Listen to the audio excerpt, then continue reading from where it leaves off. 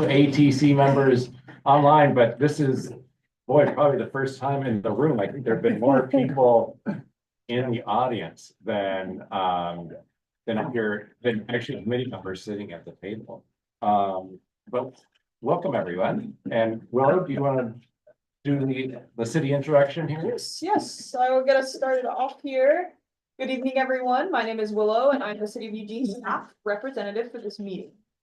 Before the chairs convene the meeting, I have a few reminders and introductory words.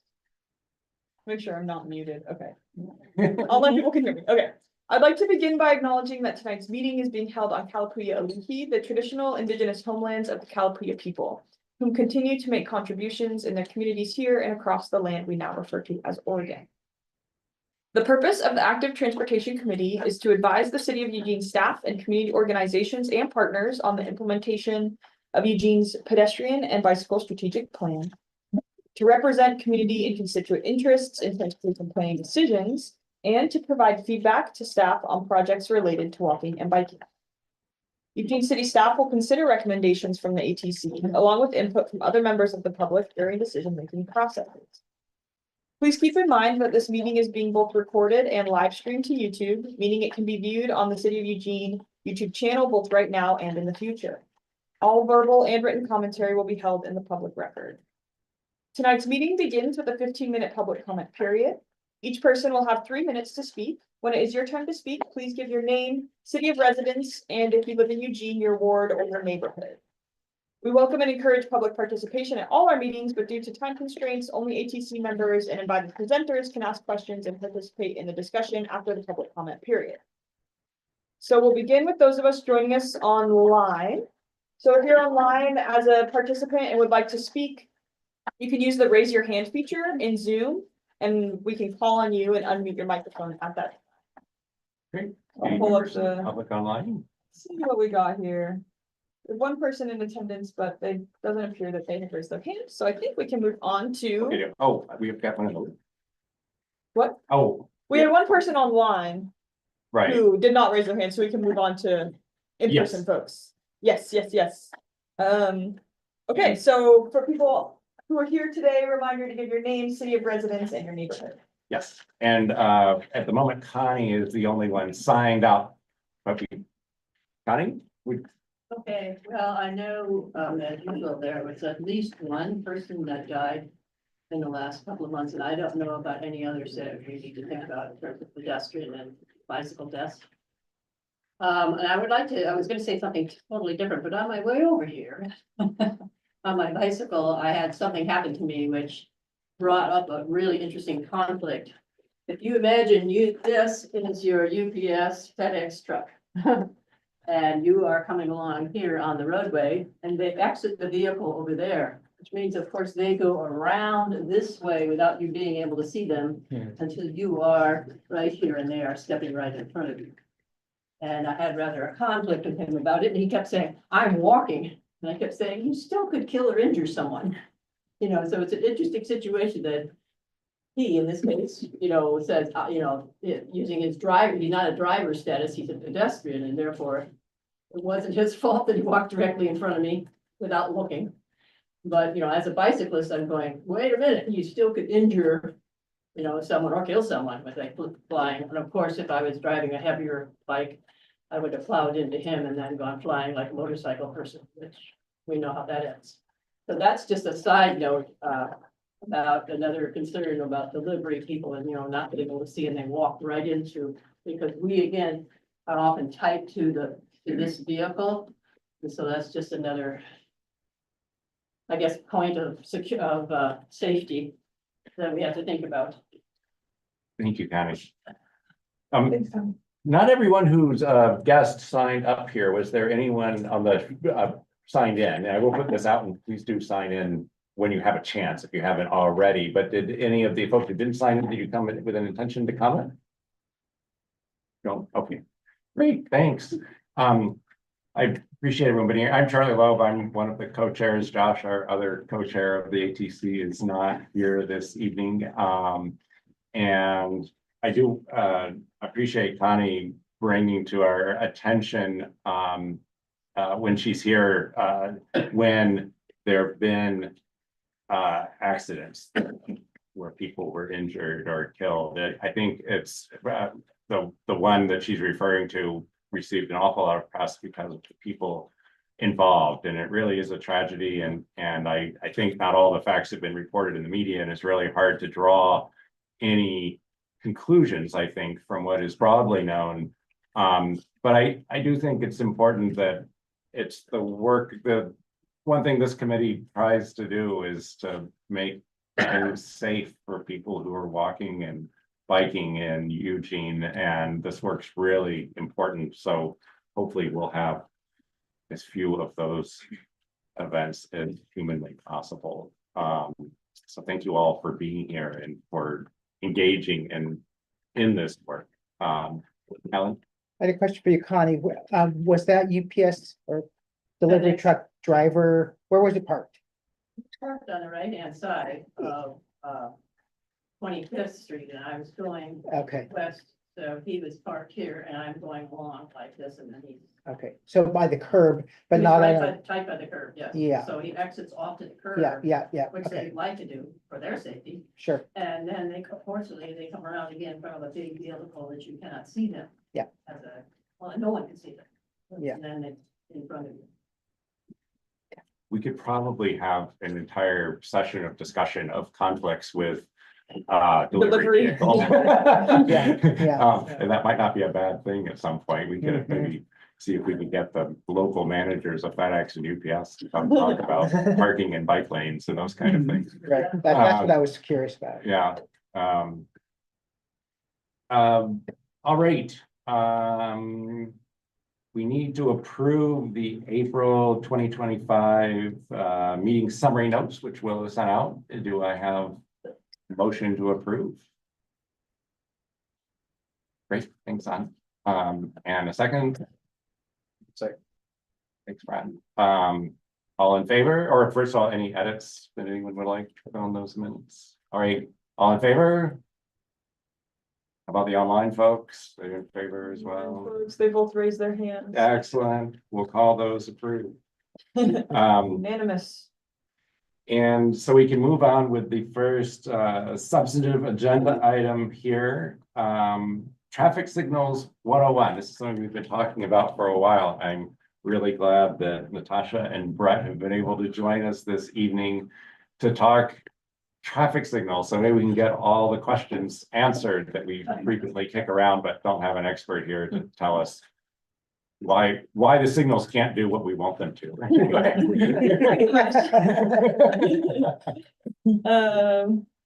Okay, yeah, you can go ahead and take a seat here, and I've got this, so I can advance and you can advance or whatever feels good. I'm actually probably speed it enough so that you can reach it. Would be perfect, yes. So you don't have to say next slide.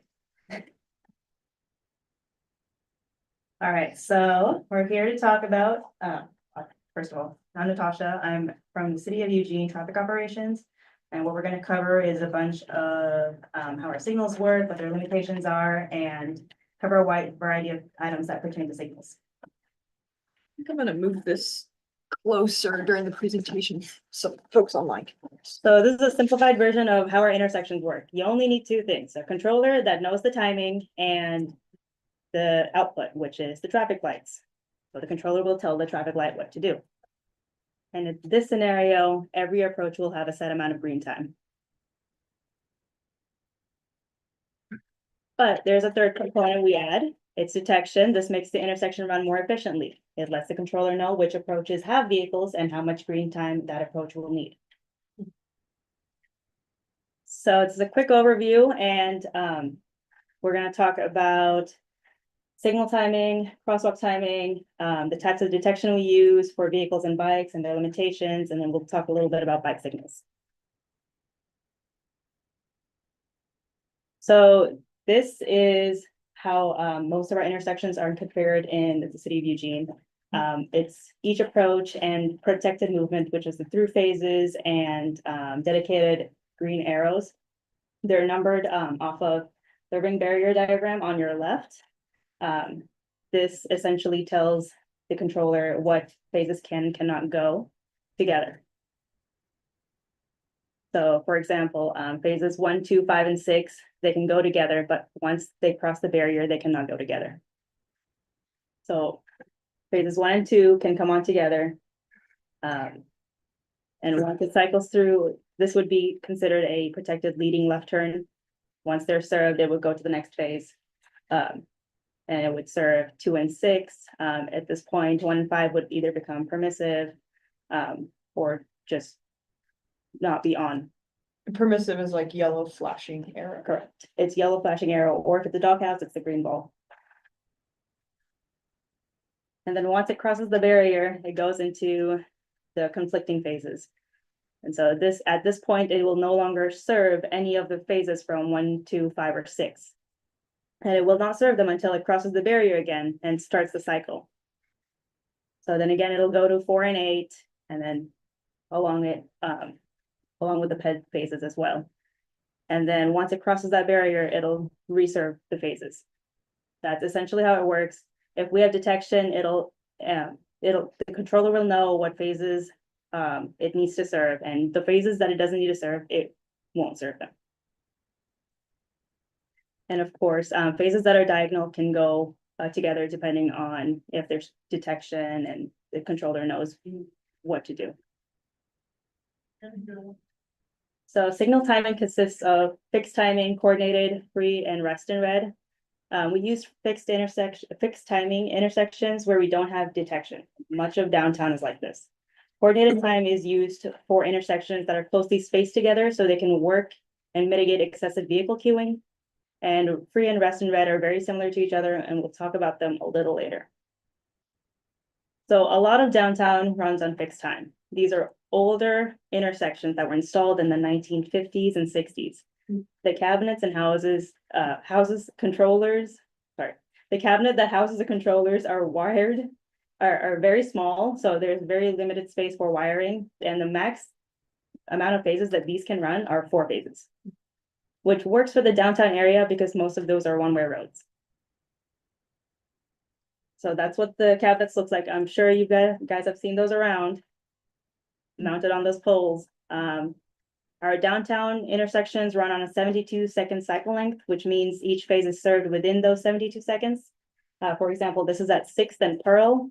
So there's 2 phases here. It's 4 for southbound and 6 for westbound.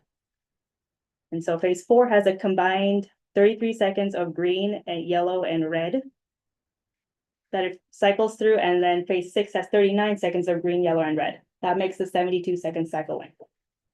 Every cycle, the phase will get the same amount of time through green, yellow, and red, just because there's no detection on these intersections. So the controller has no way of knowing if there's a vehicle or not. So we have to allot a set amount of time. And these are different for, these are intersection specific. So every intersection will have a different timing.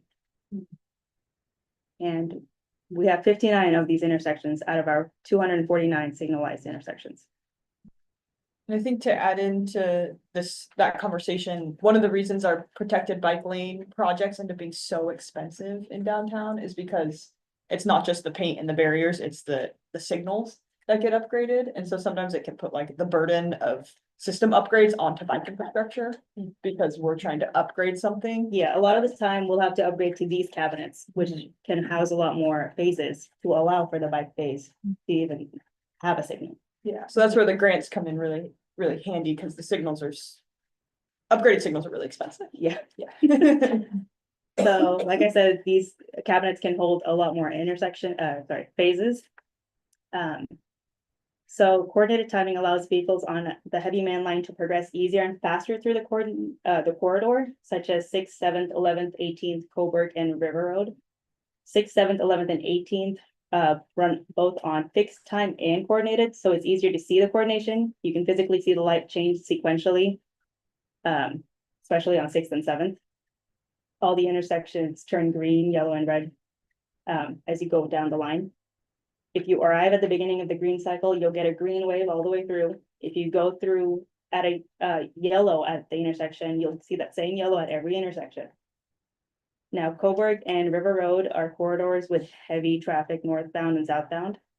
And this traffic is only heavy during certain times of the day, and these intersections have detection.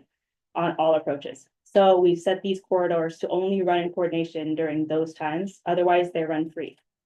Now, speaking of free, intersections that are run free have to have detection on all approaches and pedestrian push buttons. These intersections run on a first come, first served basis. There's still a phasing sequence that the intersection runs by, so if there's vehicles on all approaches, it knows how to serve them properly. These do serve vehicles, pedestrians, and cyclists a lot faster than intersections that are coordinated or fixed. A lot of our isolated intersections run like this, and more of our intersections switch to run free after peak hours. This is typically around 9 to 10 p.m. and they'll stay like that till 6 or 7. And then these intersections will rest in the last phase they served, so they'll stay green on the last phase they served, unless we specify otherwise or if there's a conflicting call coming in. Now, rest in red is very similar to free. The only difference is if there's no detection on any of the approaches, all their lights will be red. These intersections rest in red to slow vehicles down for pedestrian and cyclist safety. Since a lot of where we've implemented this are corridors with heavy ped and cyclist movement. It's also, it also helps speeding vehicles. If they approach a red light, they tend to slow down. If they approach a green light, they tend to speed up to try and get through that light before it changes.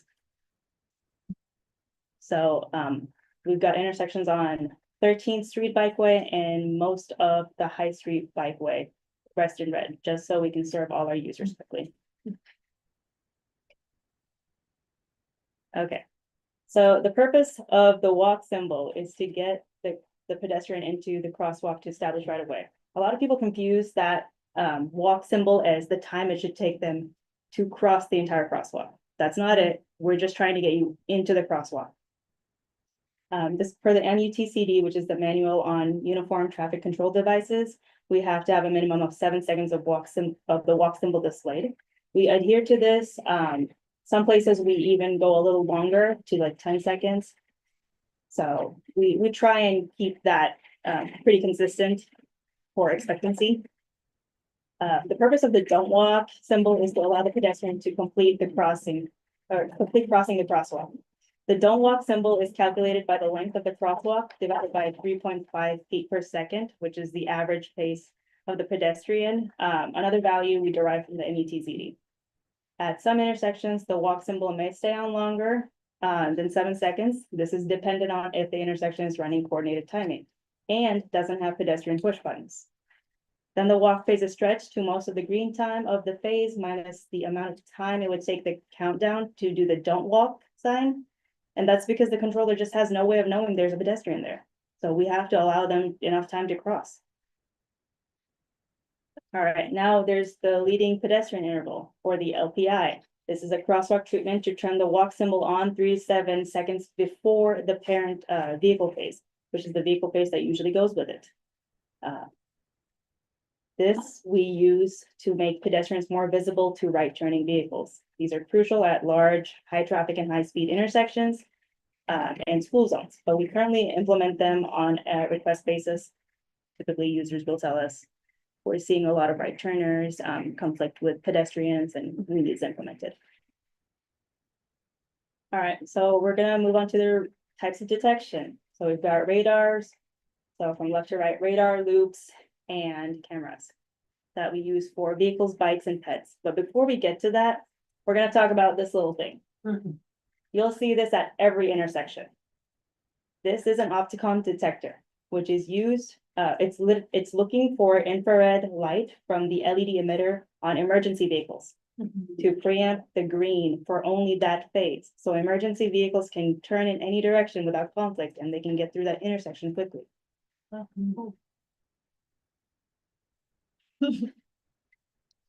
So if I mounted one of those, something that could trigger that on my bike.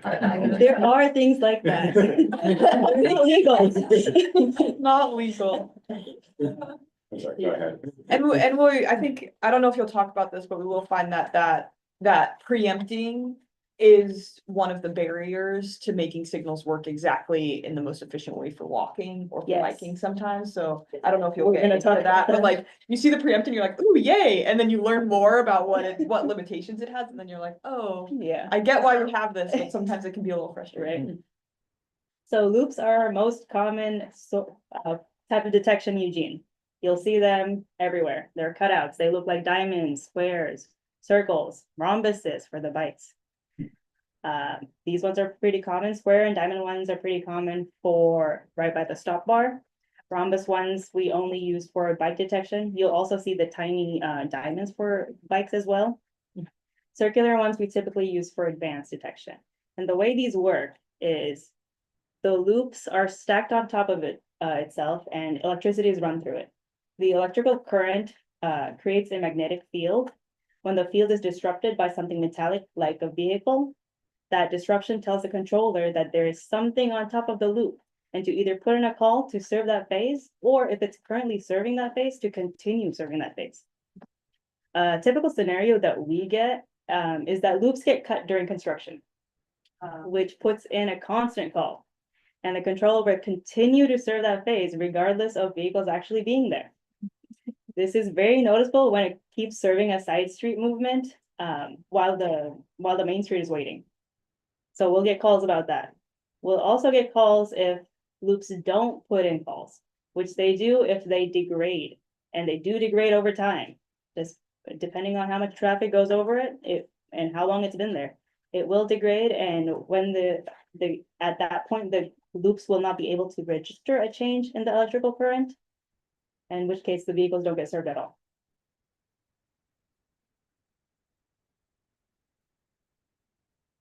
All right, radars are the white things that you'll see mounted. A lot of these are on our intersections that we share with ODOT. So you'll see them on the highways or on the off ramps and on ramp intersections. So primarily ODOT uses these as their source of vehicle detection. So the radar transmits electromagnetic radar waves through the air and vertical segments. So you can see that on the top right. It's the green little segments that they emit, and it's looking for the waves to bounce back off vehicles and back to the radar device, showing the radar that there's a vehicle there. If if the vehicle is in a zone that we've drawn in, it'll put in a call to the controller. So on the top left is what we see. The lanes and stop bars, the dots is what we see. It's what the radar shows us. It sees as a vehicle. And then we draw in zones where we expect vehicles to be. And then the radar takes that and translates it into letting the controller know that there's something there or not. And these have to be calibrated correctly. Sometimes they'll start putting in false calls if it starts projecting off of trees, and the movement of trees bounces right back, and it'll think there's something there. Can it detect people? We don't typically use it for detecting people or bikes. We use cameras for that mostly. I think it's just because of the way it bounces back. It's just not ideal. So we use different types of detection, different types of cameras to detect vehicles and cyclists. Some cameras are looking for heat signature. Some look for the difference between images that they take at small increments, and some track the vehicle through the frame. So this is our FLIR camera. This is what we use for our bikeways. And as you can see, it's detecting bikes. It'll light up the little black box white if it sees a bike. So Is that the heat? Our FLIR cameras heat? FLIR cameras are heat signature, yes. So this is what a typical layout looks like. We draw in zones where we expect vehicles or cyclists to stop to put in a call to the controller. Sometimes what we notice is cyclists tend to do this. Cyclists will pull forward into the crosswalk, and they're no longer in the zone where we expect them to be. And so now they're not getting a call.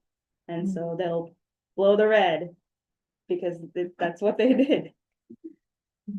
So here's a little video of this car getting detected. As you can see, yeah, it's seeing the heat signature. You can see the heat signature for pedestrians as well. And that's all it does is as the car rolls through, it'll put in a call if it sees, if it's in the zone. So lastly, onto our bike signals. So as I said, we primarily use cameras for bike detection. We do have push buttons and loops around Eugene, which will either give the bike a pedestrian signal to cross the intersection, or it'll give the bike the vehicle phase green.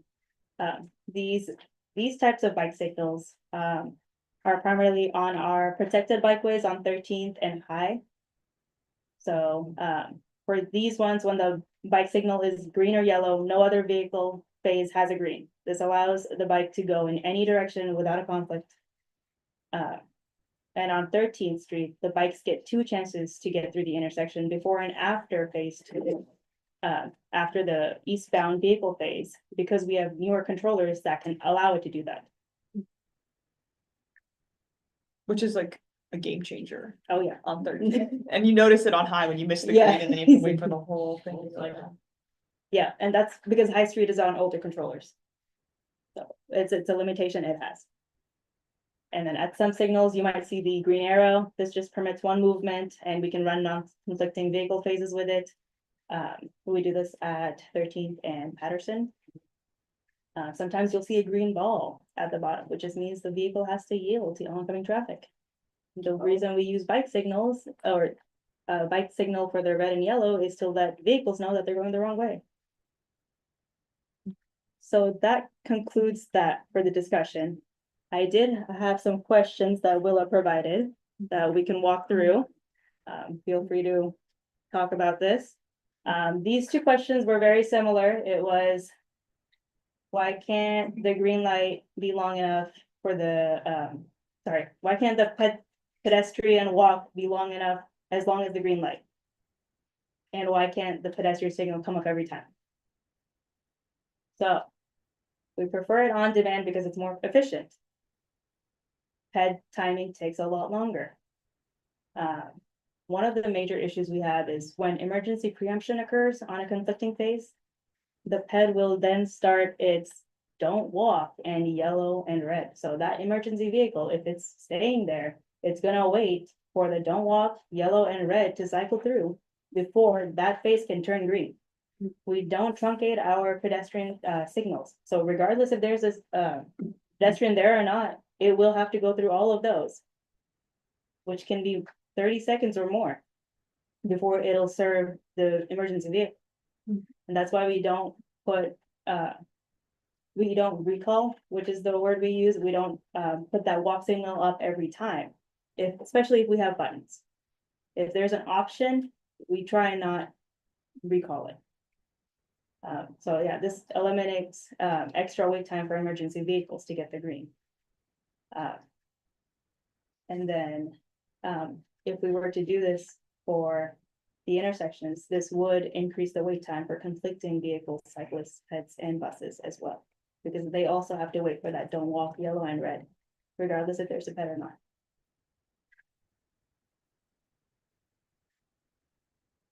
So this was a good example. At some intersections, the walk signal won't activate when there's no conflict.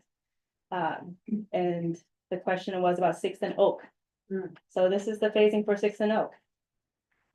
6th and Oak is a split phase intersections, which means phase 4 and 8, the northbound and southbound phases do not go together. So both PEDs are wired to PED 8, so they will only go with phase 8. The phase 4 also has a protected right turn movement. It's got a green arrow, so PEDs cannot go with it. That's a conflict. And PED, the southbound phase 4, the timing it has cannot accommodate for pedestrian movement. The larger movement is phase 8. That's why we have it longer. That one can accommodate for the PED timing. That's why we have it as such. and ped timing is like legally a certain amount of time is required. Correct. So it's 7 seconds of that walk signal plus the crosswalk divided by 3.5 seconds or feet per second to get that seconds timing to allow a ped to cross. And is there like a electrical reason why the pedestrian signal can't be 4 and 8? Like, or like, it started in 4, but then there's not enough time in 4, and so it continues into the. I'm so glad you asked that. Yeah. So the controller here is old and the cabinet is even older. Okay. So the cabinet can only do 4 phases max. And so to have the PED be able to go with 4 and 8, it would have to be a different phase essentially. It would have to be a phase that's compatible with 4 and 8. And so we can't do an overlap because the other phases just aren't compatible.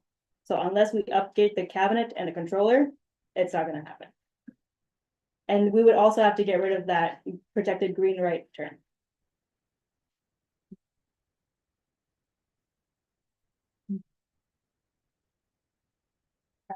So increased jaywalking. What are we doing about it? We don't monitor crossing against the green walk signal. The expectation is if the ped pushes the button, they will wait for the controller to cycle. The intersections that run free, they'll get served faster.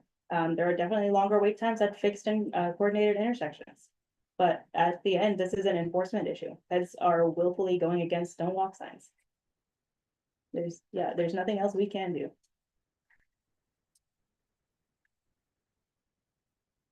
Back to my opening I slide. don't know what happened. I think we just hit one extra. There we go. All right. So the question was, can you clarify which ones are managed by us and which ones are managed by ODOT? So for Highway 126, we go from Green Hill Road to Walnut. That's east. And then extend for Highway 99, we go from Prairie Road to Walnut Street. And then for Highway 569, that's the belt line. We go from Highway 126 to Barger, and then we have the signals at River Road and Coburg. We do not take care of any of the metered ramps or signals. I think that concludes my presentation. Great, great. Very good. Well, I suspect there's some question. I remind the committee again to put your tag up, and we can also keep an eye on the folks who are joining us. We have 2 ATC members online. They have questions. Yeah. And I can also pull up Google Maps if there's like a specific spot someone wanted to talk about, we could drop in if that comes up. Well, I'll lead off with just sort of a question, something that surprises me. So, you talk about the cabinet size being a restriction. And stuff. I would think that, given how much miniaturization has gone on in the world of electronics over the past several decades, that the cabinets that were put in the 50s that run 4 phases would now be vastly larger than what's needed to run with modern equipment. Is there a reason that? The capacity issue happens with the wires that we pull. There's not enough room for the wires to be pulled for everything. Okay. That's where most of our capacity issue happens. Plus, these smaller cabinets were hardwired to only serve 4 phases. So we can't do anything about that. They're just wired like that. Right, that makes sense. When you I say- figured there was a simple explanation, but I guess my intuition is running a different direction. Alan, Okay, I have a lot of questions. I can't even think of them all right now, but I'll start with a few. Are loop detectors still being installed? They are. Yes, And are cameras always installed now? Are like, what's the protocol these days? we prefer loops. Yeah. Cameras, we do mostly for our bike corridors. Anything for bike detection, we use cameras. Okay, okay. And okay, so there are at least 2 intersections I know that have hot call. Where for pedestrians, where you have a call for pedestrian crossing and immediately the counter traffic light goes from green to yellow, and that's red. And I'm wondering, does the city, and that's super helpful in places where there's heavy pedestrian traffic. I'm wondering, and it could be used for other purposes too, for bicycles. Does the city have a policy on this? Is it compatible with all of the different traffic signal devices or just some of them? When you say hot call, you mean putting the signal up every time? Is that what you're trying? Now, where you get signal prioritization for the pedestrian phase. So two places that I know that happens, one is at 13th and Monroe, right by the fairgrounds, and the other is on 29th. It's just a pedestrian crossing between Cascade Manor and the Woodfield Station. You hit that button and immediately you get a yellow light on within a few seconds. So, Brett, you wanna answer this? So if you can be more attentive to what's happening. When that happens, so the first one at Monroe. Depending on the time of day, actually Monroe runs forward. There's no detection on. Oh, no. You're talking 18th of Monroe? 13. 13th of Monroe, right at the fairgrounds. okay. Yeah. I'm trying to think. It doesn't have to finish the phase, in other words, as long as there's no vehicles approaching, you'll immediately get that. Correct, so if there's no vehicles present. So when a vehicle comes through, it's going to extend to what we call a max green time. So 13th would have a max green time. If there's nobody there, it's going to rest on 13th. If you walk up and hit the button with nobody there, it will immediately go to yellow and red. That's a circumstance of you being there at the right time. The one at 29th, you're talking 29th and Amazon Parkway? No, it's on 29th.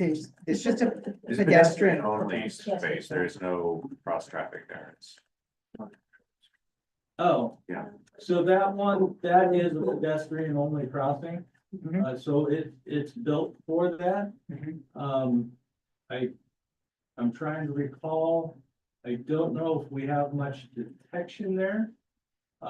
Whereas say on the hawk signal there on Broadway or the new crossing at 959 Franklin. Because of the volume of traffic, we have detection. One thing we can't do is we can't have a ped push the button, especially by the university. Get their walk, 2 seconds later, another ped hits the button, gets their walk. We would never serve that Right. 3 lanes of traffic. So in those instances, we're able to extend to let some traffic go. We do set a time limit that the ped will only wait X amount of time before it will serve.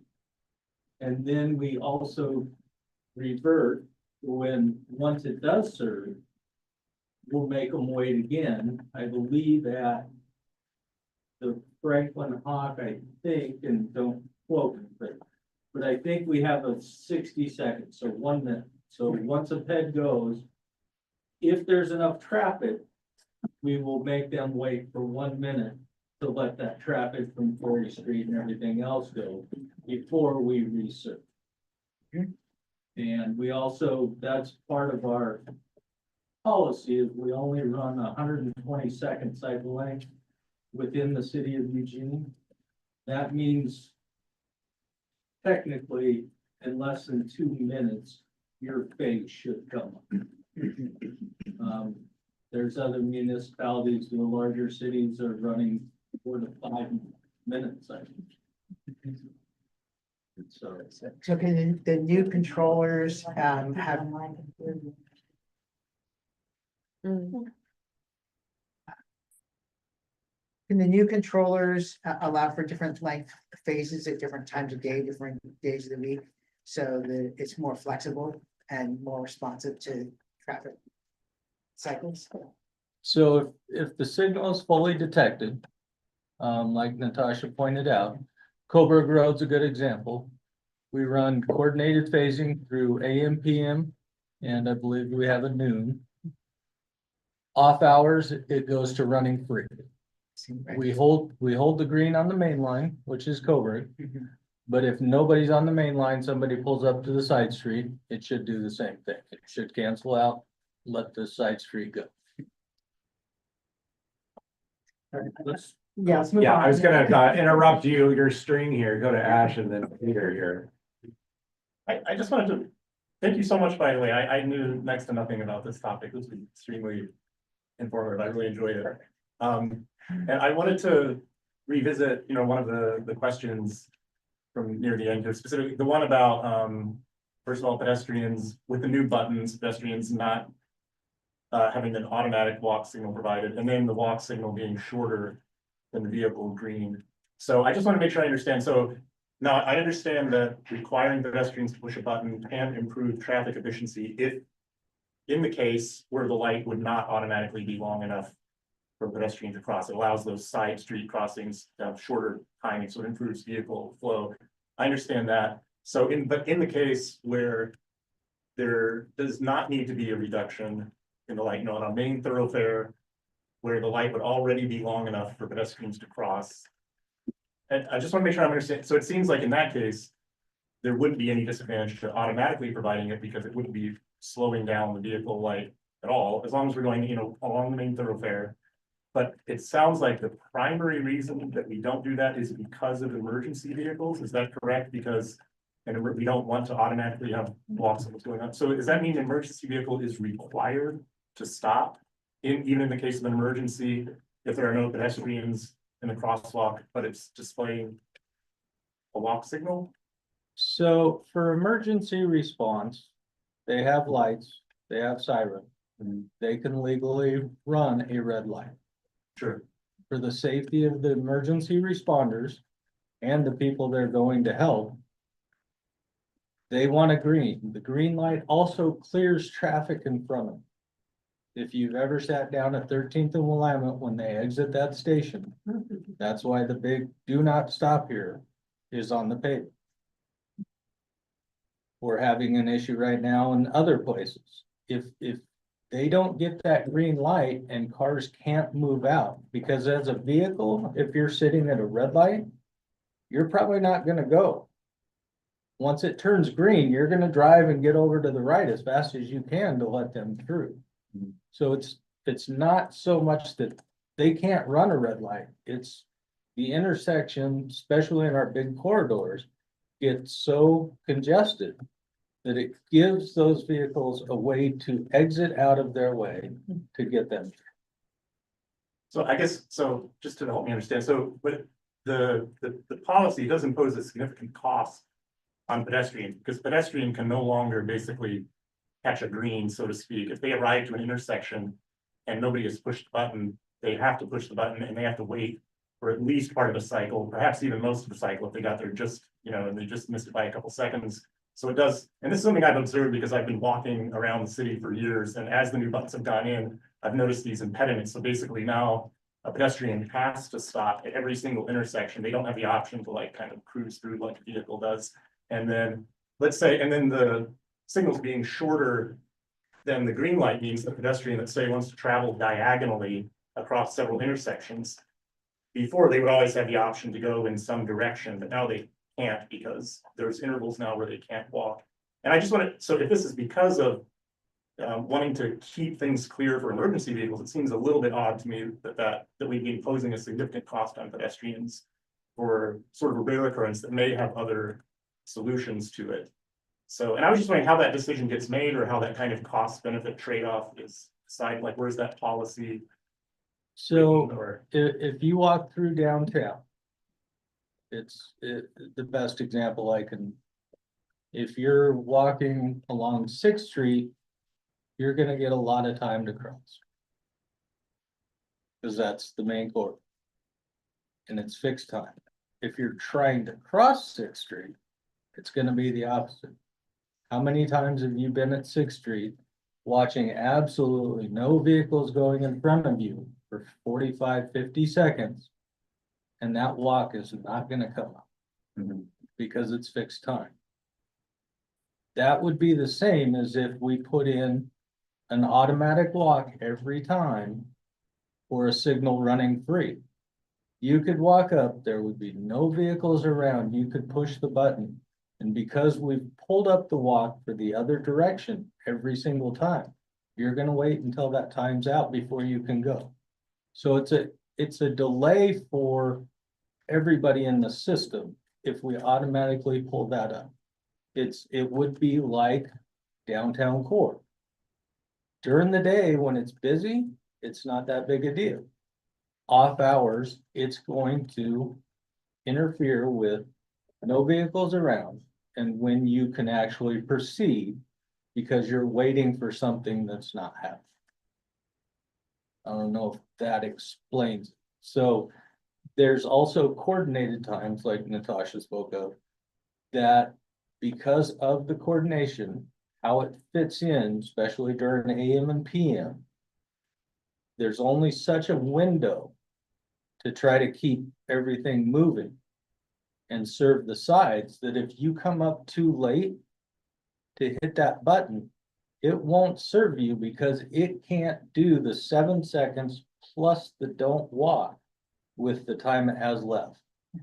Usually on the main line, you have a bigger window between when it goes green to when you hit the button to still get it. The side streets, especially on the Franklin corridor, any long crossing down by the university, Walnut, all those. If you're trying to cross the main line, Franklin, you've got to hit the button right when you start. And part of that is also for the MX to keep them moving through the corridor. If we extend that side street time, we affect not only the MX, but everything else. So I'm not sure if that answers, but there's kind of these criterias that the automatic walk and the clearance interval fall into that create consequences or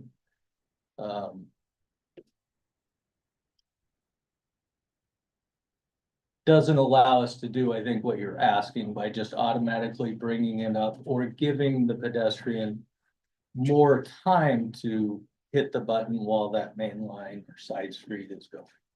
Just, I don't want to take, I don't want to be honest, but I just wanted to clarify, I meant in cases where the intersection, where there is already, where you don't have to actually lengthen the cycle, where there already is that 7 seconds plus due to whatever reasons, like it's a fixed timing that is already longer than that, or there are already vehicles moving through such that the light will already be long enough where you don't have to actually lengthen it for the pedestrians. That's the part I'm trying to understand is why I couldn't just give them the walk sign automatically. So if it's in a quarter, it's like downtown. So right now the walk sign stays up for the whole time until it reaches that point where the don't walk has to come up to end the cycle. There's no detection down there. It doesn't know if there's vehicles. So it holds the walk, especially on the main line when we're running. You have to push a button to get the walk sign in the first place though, right? Not on 6th, 7th. There's no button, so that walk's gonna stay up. Yeah, okay.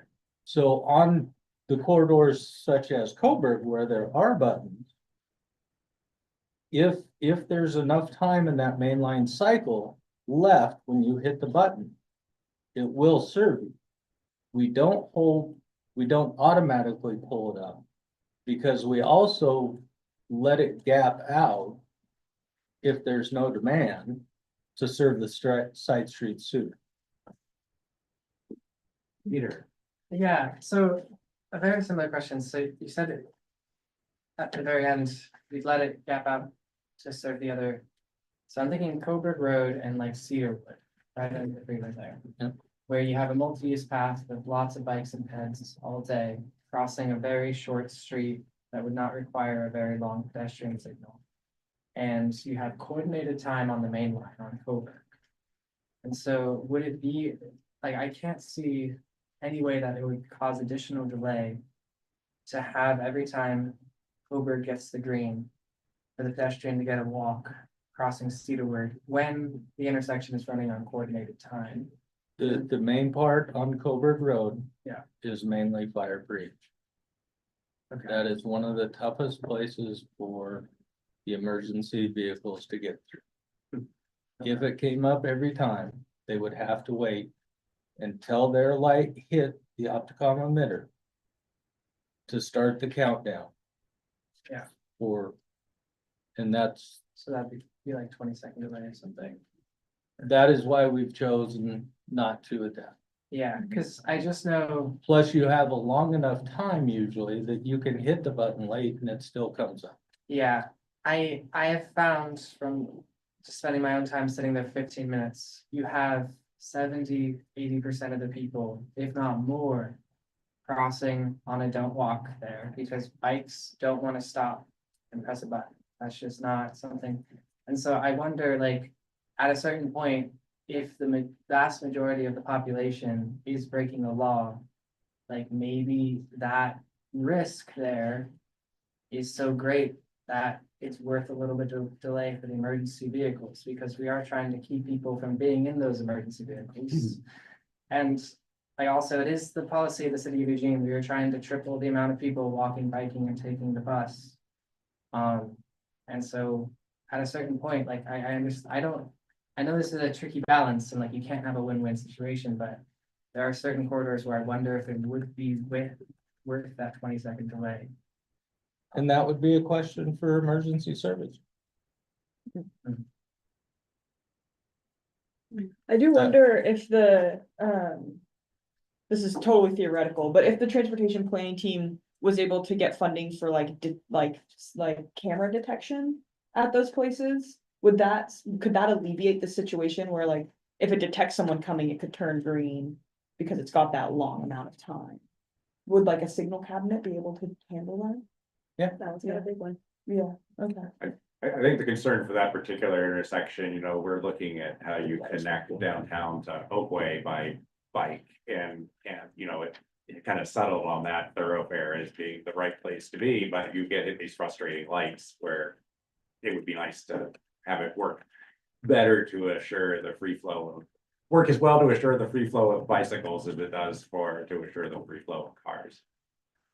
Yeah, and yes, I know, sorry, thank you for presenting, by the way. And another question I had was with the leading pedestrian intervals, you mentioned it was based off of request.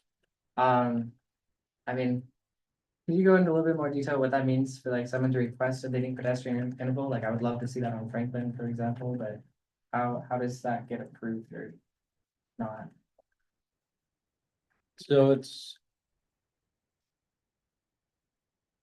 So we're trying, Franklin corridor is very difficult. So we're trying to serve everybody the best we can. One of our biggest movers of people in that corridor is the MX. And so at some point, do we serve one person quicker, or 300 in a bus? So you at some point, you've got to weigh all the modes of traffic. And LPI down there, because the Franklin corridor is such a long crossing. It's tough. For one pedestrian, you're shutting everything down for almost 50 seconds. So for one person, if that's all that's using it, it's gonna stop everybody else. So if nobody is going in the same way as the pedestrian, nobody else will be served for 50 seconds. You add the LPI onto that, it extends it more. And so it's a tough balance. I'm not trying to sugarcoat it. I mean, if we could make the lights go green for every person that walked up, that'd be great. We spend a lot of time on the telephone for things just like this, so. Yeah. I understand, I bike. I commute every day, rain or shine. To me, pushing a button doesn't kill my commute. Yeah. I'm sorry, but it does. I'm just gonna say we got 5 minutes left. I just want to, and I want to go to Angie. She hasn't had a chance to ask yet. Well, is anyone wanting to, are their hands raised online? No hands or comments or anything. Let's take Angie then. I'll try your comments. Thank you for coming and presenting. I also would rather press a button. It doesn't impede my commute, and I would rather emergency services be able to get to me quicker if I was dying. I'd rather stand at a corner waiting I guess, and I think where that's an issue, it's a minor inconvenience, look at a tree, watch the birds, I don't know. But they were talking about Coburg and Oakway, and with the, like, the Oakway protected bike lane that's going to be happening in the future. I guess a more theoretical question would be like, what would your like picturesque, like, crossing on, what is that street? Yeah, what would you, like, if you had all the money in the world to fix that and make it an easier connection to get to Oakway and connect to the bike network, what would that look like? Separated. What? Separated, make flyover. Low ramp, down low ramp. Elevated bikeway. A lot of places are doing that. Yeah. They're completely separating different modes from the system. Just takes. But that, to me, as a biker, I would like that. I ride the pathway because of that. I'm separated. I like to stay off the roadway. You have great pathways and Keeping bikes away from the signals is completely, Yeah. yeah. So Oh. working on the grant. Or roundabouts, then you all are just like, I don't have to do nothing, yeah. Quick question, what is a typical operating cost for one signalized intersection per year? operating cost. Like the cost of electricity and maintenance?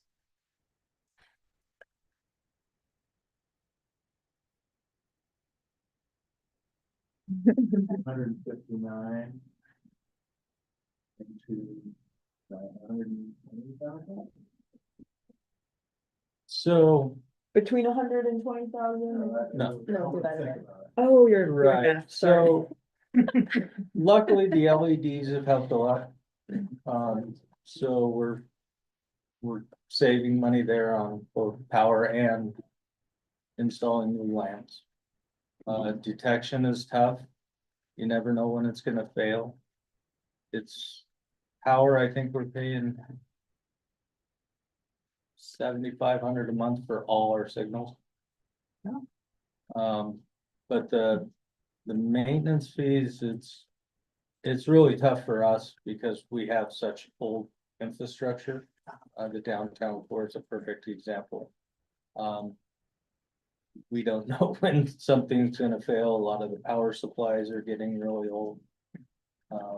So I apologize, but I can't really put a hard number per intersection. Obviously, the bigger ones cost more than the small. Your colleague over. Yeah, my name's Chris Henry. I'm the traffic engineer and I work with Natasha and Brett. Oh, okay. And we're really grateful and fortunate to have them working for the city here with their knowledge. Without their expertise, we're in a really, really tough spot. There are very, very few people in the industry and in Oregon and in our communities that know what they know. Be able to keep this system operating. The phone rings all hours of the day for Brett. And Natasha doesn't get those phone calls yet. But it does for Brett. And so I have a great deal of gratitude for his work there. And think about the cost here on materials budget, the parts and the components, the computer pieces, the wiring, all of that. We have, if we spread the peanut butter out across all the traffic signals, it's about $500 a year for materials. We have 5 electricians, labor that can work on that. That's a problem. They also have to come out in the middle of the night and they have to take turns doing that.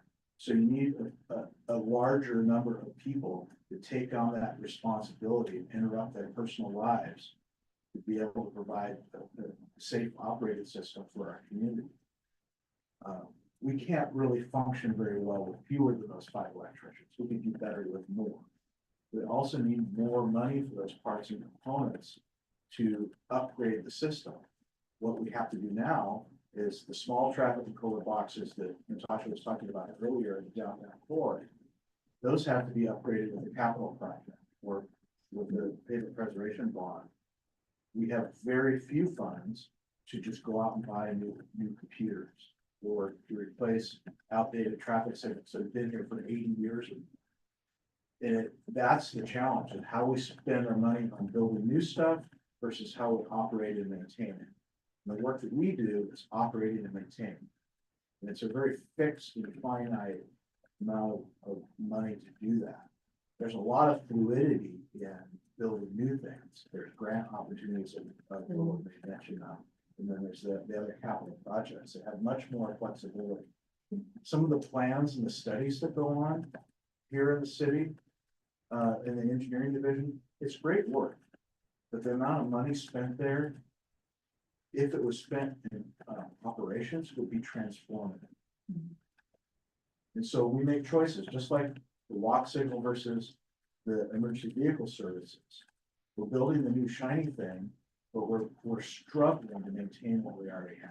And it's not just the signals, it's the striping, markings, and the lighted system as well. And the new element is people vandalizing and stealing.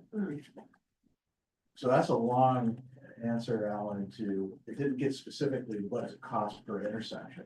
What I'm saying is, we don't have very much money to maintain any of it. Yeah, I'm aware of that. The answer is there's how much you spend now, but how much you actually need to spend is another Yes. number, yes. Yeah, we don't Right. have a sustainable funding source for our projects. Sorry. Well, thanks for that clarification. And we are out of time. I feel like I know not all my questions are answered, and we probably spend another hour or two on this. Thank you all so much for coming.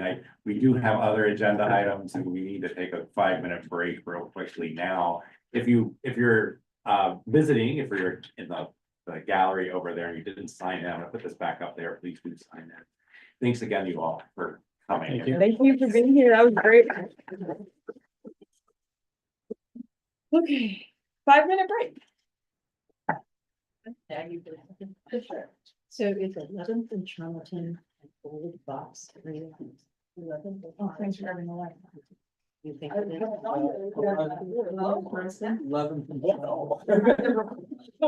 I almost feel like.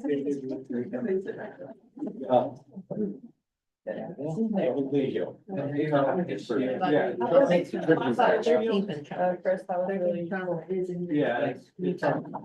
So if it doesn't work and it doesn't recognize the bike, then there's no one around on a Sunday morning. So When you there's need to nine find grade highway. in the sense that we're still working with clear. Last second. One thing about this section, Like, the most reliable form, unfortunately, is still with that. yeah. Oh, that's this what I'm talking about, is- you roll over a loop Glad and we it got doesn't, them. there's no Yeah. grass there. I got basically go across on a red. You said they're also gonna. Because it doesn't recognize at all that I have a bicyclist going from down Charlton, crossing 13th going south. Oh, are you, you've got some calls on that, are you? Oh, I don't know. And you're stopping. That's Out of fine. the corner? Whatever it is. Is that? Okay, the questions. I are think great. so, yeah.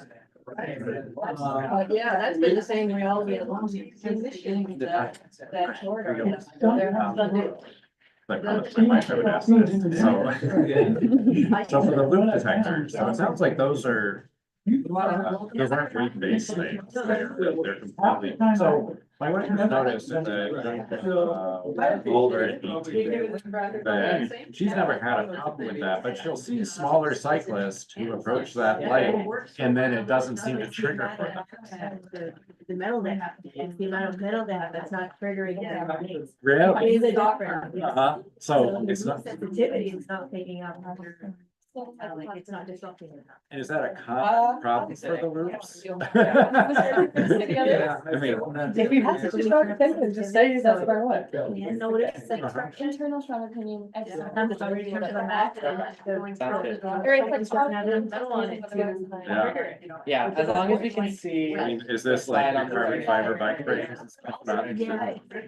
in at all? I don't know what kind of reason it is, or it really just depends on the side of the bike. Yeah. That's the tough one, because Typically, if you just have more, I'm sure. They do just fine. Oh, okay. But yeah, some. Yeah.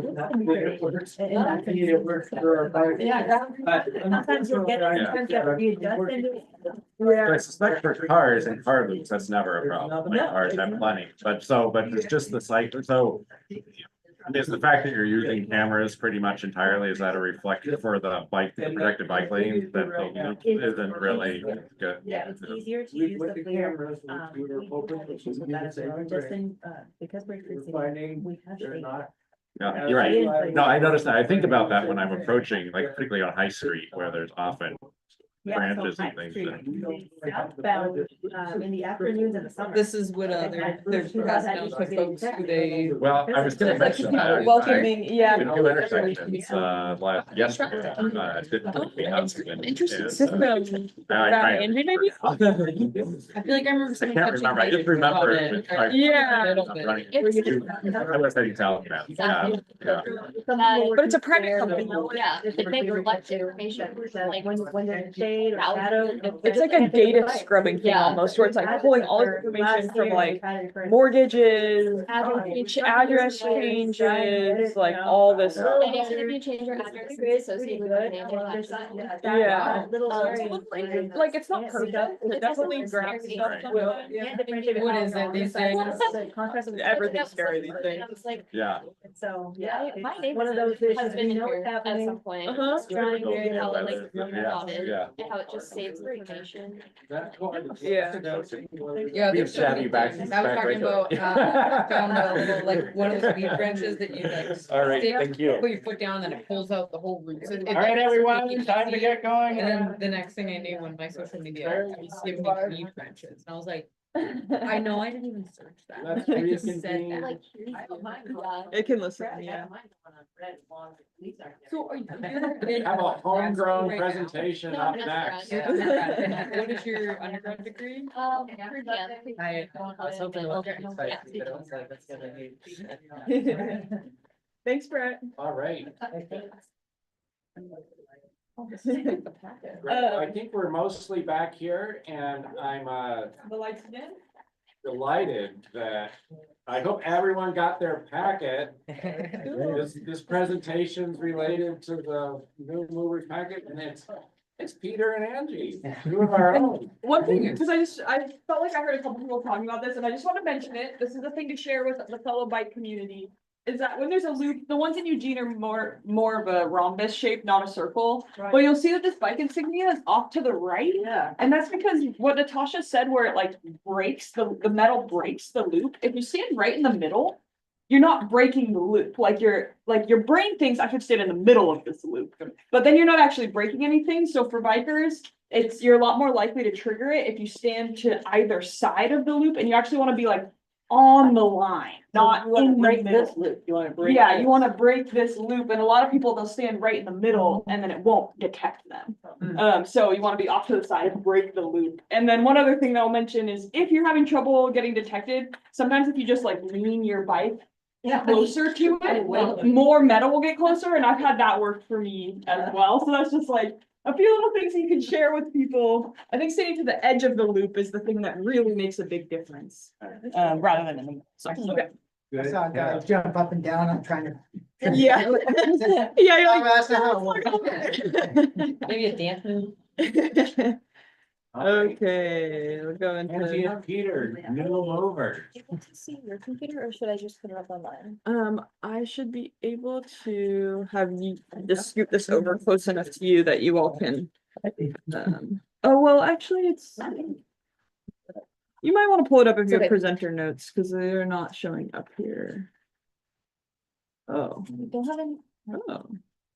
Hang on. Oh, It's Canva, so it's a little different than what I Present, just did that and then it put it in the, your, just full screen. oh, there we go. add it. Presenter view shows the notes. Okay.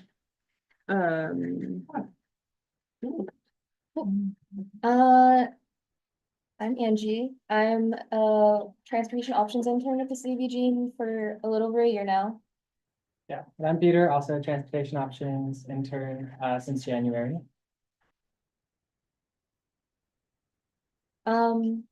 we have you wanna go to the next slide? Today we'll be talking about the New Movers program that the city's been doing, for a little over a year now. We'll be going into the background of the program, laying out the goals that were set out, before the program started. The program elements, assessment that we just completed, going over the data, that we've collected from the New Movers. And program updates, takeaways, and then we'll be opening up for a discussion for feedback and ideas and thoughts on that. So this is our program overview. The New Movers program started sending out the little packets that we set out there in the green envelopes, in December of 2023. And it kind of was a reimagining of the Smart Trips program that targeted specific neighborhoods like South Eugene, maybe other one, I actually don't know. I know. Tons South- of neighborhoods. Yeah, all over, the neighborhoods, and it was with specific neighborhood information, and it was for just all residents in the neighborhoods. The New Movers program targets any people who have moved to Eugene, who change their address in one way or another, and it gets tracked by our data system that we use. And then we send packets monthly. It uses individualized marketing tactics. So biking, bus, car share, ride share, Peace Health, all of that. We give little specific information that's just enough to pique people's interests and let them know about the information and the resources that we have in Eugene. And then it also asks them to opt into a transportation options kit or travel kits, name goes back and forth. If they want to learn more about a specific aspect of our TO or our transportation options. And one of the main goals of the New Movers program is to encourage a mode shift and encourage behavioral change. Studies have shown that if you catch people when they've moved to a new environment, they're more likely to change their behavior, whether it be like transportation, how they're getting around, and what their preference is. So some of the goals, decrease vehicle miles traveled, decrease carbon emissions, increase walking, biking, taking the bus, and the knowledge that people have of the options in Eugene, and establish new long-term sustainable travel behaviors for New Movers. So now we're gonna walk through some of the different elements of the program. So the first thing is the thing that I gave all of you guys as you walked in is these welcome packets. If you go to the next slide. So you guys all have one in your hands. So this has a letter from our new mayor, Karen Knudsen, has different explorer cards. And so these are different things that you can go to throughout your community, as well as ways to get there. And you may notice the ways to get there are mostly talking about walking, biking, and taking the bus. And that's not a coincidence. It's kind of, hey, these are great ways to get around. Also different maps. So we have the parks maps that also includes trails, and the biking maps. Just kind of help people, especially with parks, I find a lot of people don't really know where to find all this information. Some various stickers, as well as this travel kit order form, which we're going to go into a little bit. And just one thing to note out is that there's very little plastic in this entire setup. And yeah, the mailers are custom and all pretty awesome. Very much. Clap, clap, clap. Yes. So this order form, you may see, this, you guys don't have to use this because I brought all of the stuff that you would find in here already. But this gives people the option to get to travel kits. And so they can pick two of walking, family adventure, bus, train, plane, biking, and shared mobility. And so these kits are going to go into more detail about the mode that they're most interested in. And when they do this, there's also a couple other goodies. When they sign up, they get in Willow's In Motion newsletter. And so hopefully they're more engaged with the city and what we're doing in the future. Welcome to Eugene. Now we have your email. Great. And also they do their pre-post survey, which is really great for the data that we're going to show you a little bit later. And in order to incentivize people to sign up for their travel kits and In Motion, we have a raffle for two $150 gift cards. So it's advertised as like a dinner for two. which I don't think I've ever spent that much money in a. Really nice dinner for two. Yeah, Very nice dinner for two. they pick nice restaurants and it's a quarterly raffle. Yes.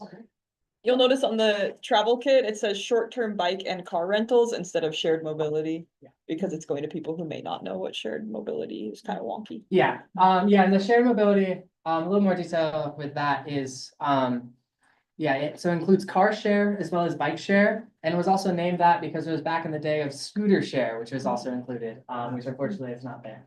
So yeah, I'll go into a little bit more detail about these kits. So each of the kits has an informational booklet. Those booklets are up there. They have new and different Explorer cards that are a little bit more relevant to that mode of transportation.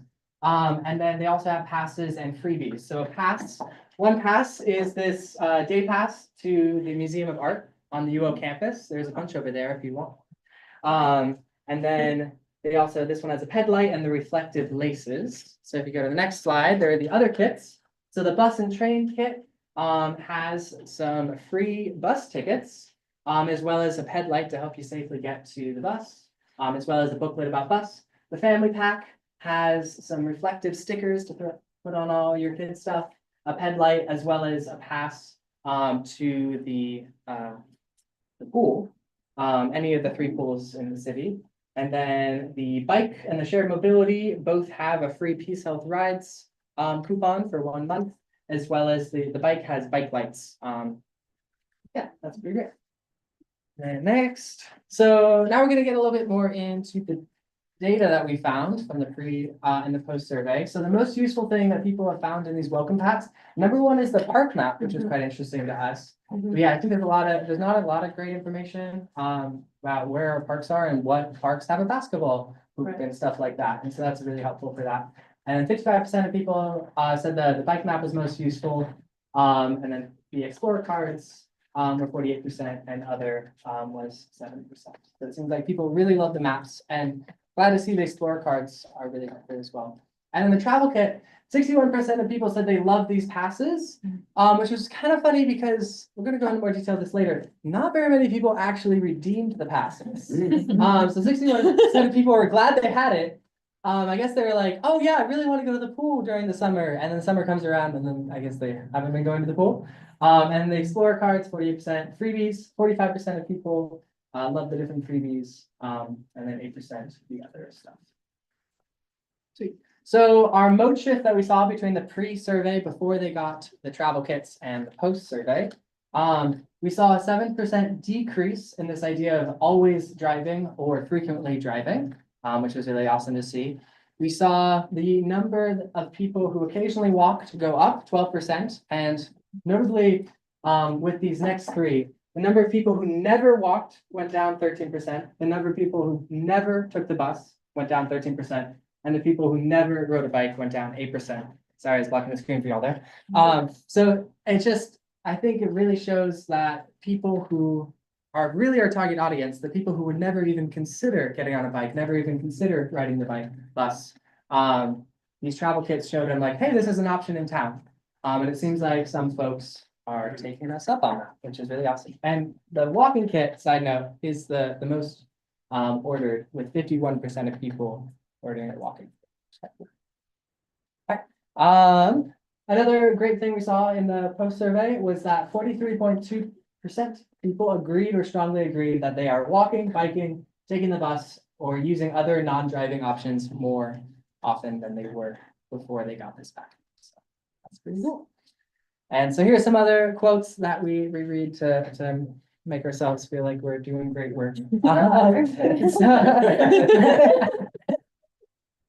Knowing about the robust bike infrastructure gave me the confidence to ride to my destination, knowing that I will arrive safely and efficiently. Since moving to Eugene, both me and my partner have upgraded our bike commuting kits and biker walk more often than we drive. Yay!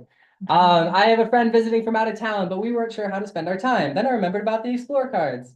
We weren't sure how inspired we would be and ended up having a wonderful day walking around looking at murals and visiting breweries. If that sounds fun, one of the Explorer cards is that.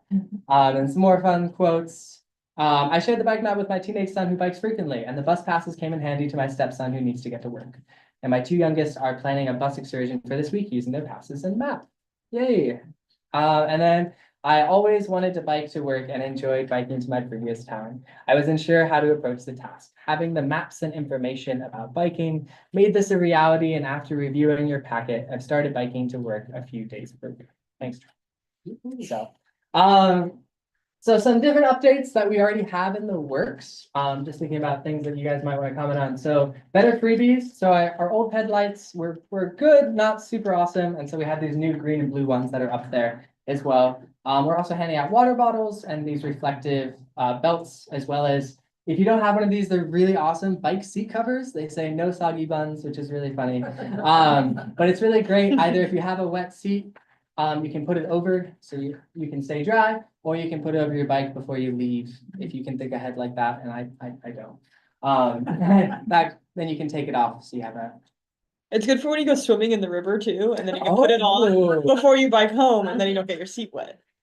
Smart, yeah.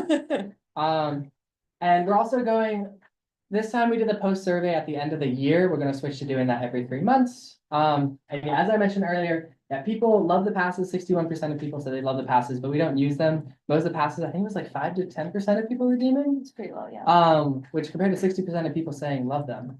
It's kind of interesting. So we're gonna extend the expiration dates, and we're also looking at potentially doing other passes as well. Yeah, and we think that doing the survey every 3 months will help keep the information fresh in people's minds. A lot of the feedback we got was that people couldn't remember because they got it in January and we sent it in December, and they're like, remember what I got. Some of the takeaways, we exceeded our participation goal. We went over the goal by 0.20%. Our goal was 15%, we got 15.20 of Eugene households responding to our order forms, requesting more information about specific transportation options information. Our post-survey results clearly show that there has been at least a slight mode shift in how people are choosing to get around, whether it be like biking once a week to work, or learning to take the bus, or trying walking out as a way to commute and not just for fun. There was a 92.7%. There was 92.7% of respondents saying that they were more knowledgeable about transportation options, and 43.2% reported that they used them more often.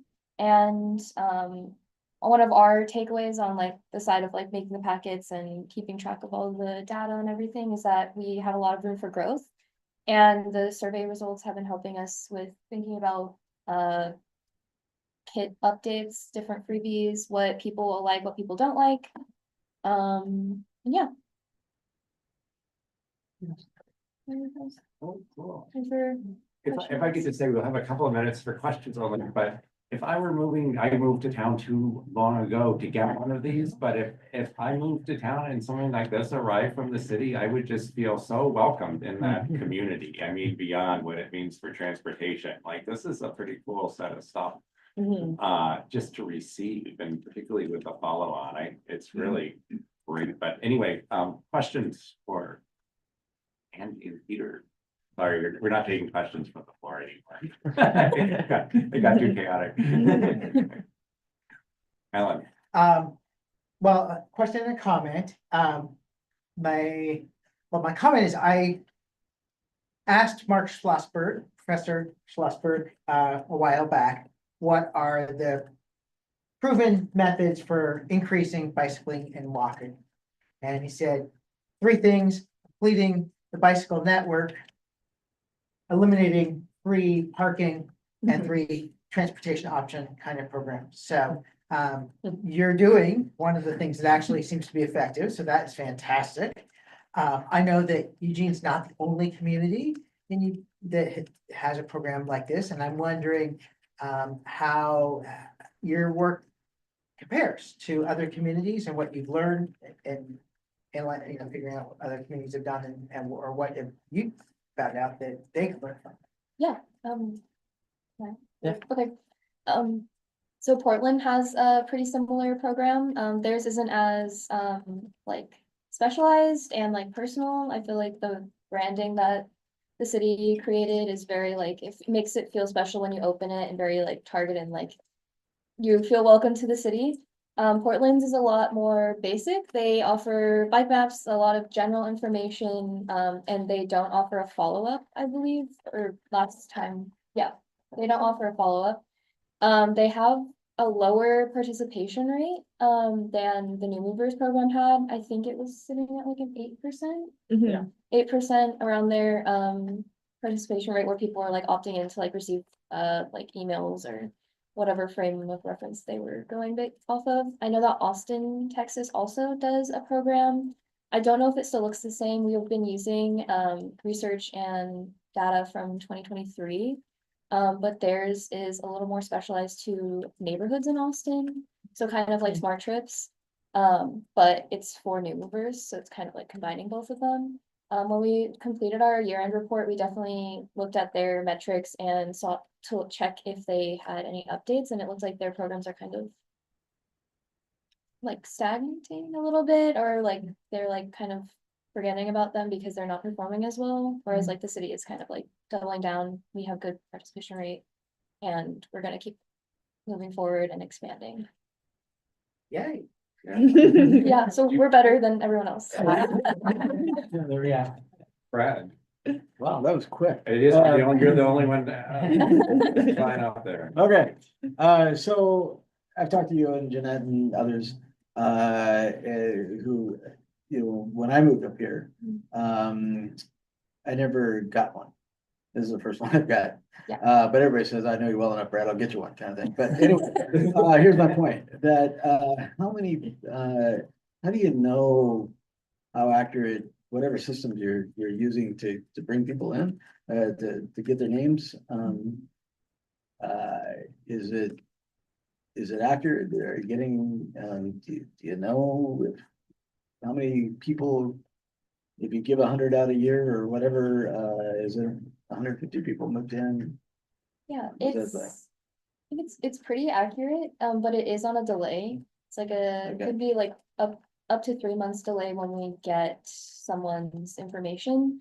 I remember the name of the program, it's Data Axle. The city like pays for like a subscription, and that's how we get our information of like who's moving into the urban growth boundary.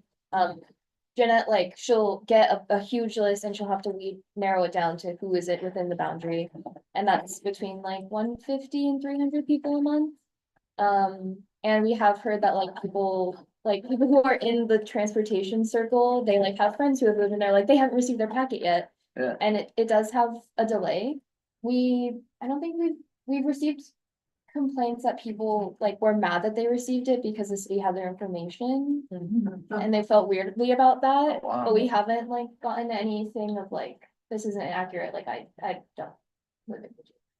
We've only gotten one person who was like, I got this and I've lived here for 15 years. Oh, And they were kind of pissed about it. that was recently too, right? Yeah, that just happened. Yeah. They were pissed about it in the context of the budget shortfall, and they were like, why is the city Just bad timing. sending me this when we don't have money? Yeah. But this is a grant funded program. I see. Yeah. It's not a locally funded program. And also, students oftentimes will fall through the cracks because the main way that I think Data Axle gets information is through people doing the USPS moving Yeah. form. Yeah.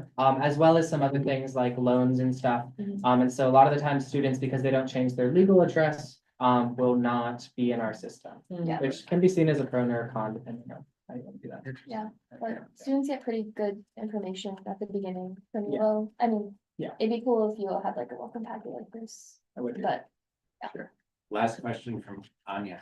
Yeah, I just think it would be cool and probably more hyper specific, but if I was working with DataNet or whoever it is, I think I would immediately go to new accounts with eWeb, because if you, whether you rent or you bought a house, you're paying, most folks are paying their electric, new accounts with Northwest Natural Gas and like new library card holders. I think about those, they being like some of the first things that I did as soon as I moved. I mean, I feel like that'd be hyper What was the specific. second one? Library cards, Oh, yeah. like opening up a whatever account at the library. Unfortunately, most groups are super protective of Right. their personal data stashes. Yeah, just, but- yeah. Yeah, I'd love to reach out to UWeb though, like, because they've been good partners with the city. Yeah, But- just thinking about like Yeah. mortgages and stuff, or like some of those bigger polls that you're like, oh yeah, lots of people don't change their whatever USPS address or something. yeah. So those would be interesting. So Yeah. most people pay their utilities. Yeah, totally. Peter and great work. And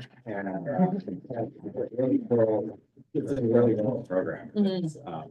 It's cool to see the data. It's nice to see Yeah. that people are changing habits. Yes. Yeah, That that's it really cool. works. Yeah. It works. All right, next up, Willow is back to talk about the E-Ride Expo in Attica. Okay, yeah, I wrote E-Ride Expo and Path Etiquette on the agenda. And then underneath that, I wrote E-Ride Expo and City Views on Electric Mobility. And I think that's a little bit more accurate. I'm not necessarily talking about paths as much as I'm just talking about the city's perspective and take on electric mobility, which when I talk about electric mobility, I'm mostly talking about like electric bikes, electric scooters, electric skateboards, and then electric vehicles technically fall under electric mobility, but I'm not really going to talk about those unless folks have questions. So the first thing I want to mention is that the E-Ride Expo is coming up on June 14th from 11 to 3 at the Campbell Community Center. In the past, it was called the E-Bike Expo. This is the first year that we're calling it the E-Ride Expo, but it is the 4th annual expo that we're doing. The reason we changed the name is because this year we're going to be including more electric scooters and electric skateboards. The way the event is run is that local electric bike shops come and they set up booths, and most of the electric bike shops also sell scooters and skateboards. So it just made a lot of sense for them to bring that inventory as well and share that with the community. So when I was talking to the co-chairs about this event, they had some questions for me that felt like it would be relevant because I've heard similar questions from the ATC in the past that we could go over. So here are some of the questions, and then we could jump into some more if people have them. Why is the city supporting electric bikes, scooters, and skateboards with this event, the E-Ride Expo? What is the city's stance / perspective on electric micromobility? When I add the word micro, it takes electric cars out of the conversation. Are these devices dangerous? Should they be prohibited? And what devices are and are not allowed on our paths and streets? So paths and streets are kind of two separate things, so I can talk about both of those. So before we get into answering those questions, just some quick defining. What is an e-bike?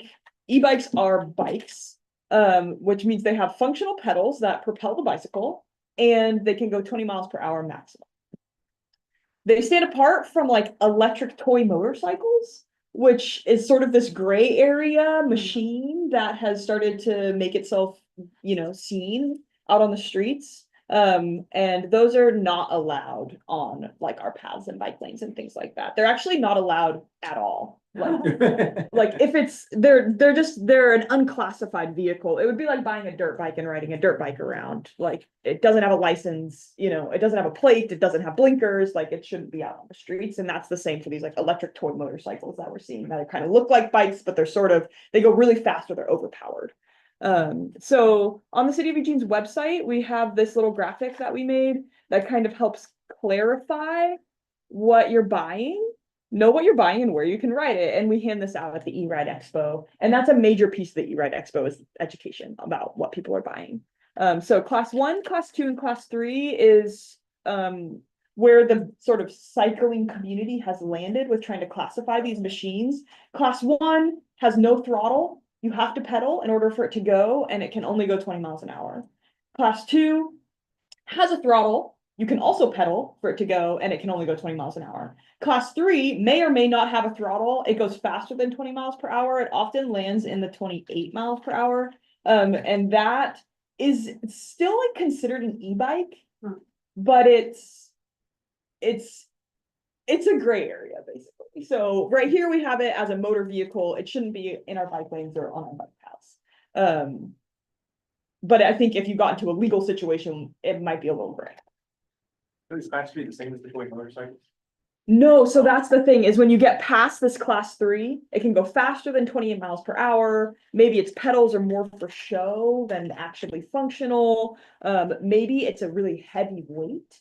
So all class 1, class 2, and class 3, they can have a 1,000-watt motor. If you get past 1,000 watts, then it's an overpowered vehicle. So there's 1, 2, or 3. It's like this totally other thing, but it's right on the line, right? Maybe it goes 30 miles per hour. Maybe it's 100 or 1,500-watt motor, but those start to get overpowered. And those are where you see a lot of those like toy motorcycles that kind of look like e-bikes. And a lot of companies are selling those. Yeah. Which you can ride on private property or on forest roads, like you're allowed to have them. Just like you're allowed to have a dirt bike that you can't ride on the street. It's like a private property vehicle almost. So to answer the question, are these devices dangerous? Should they be prohibited? Based on this definition, e-bikes are not especially dangerous. And they are allowed on paths and bike lanes.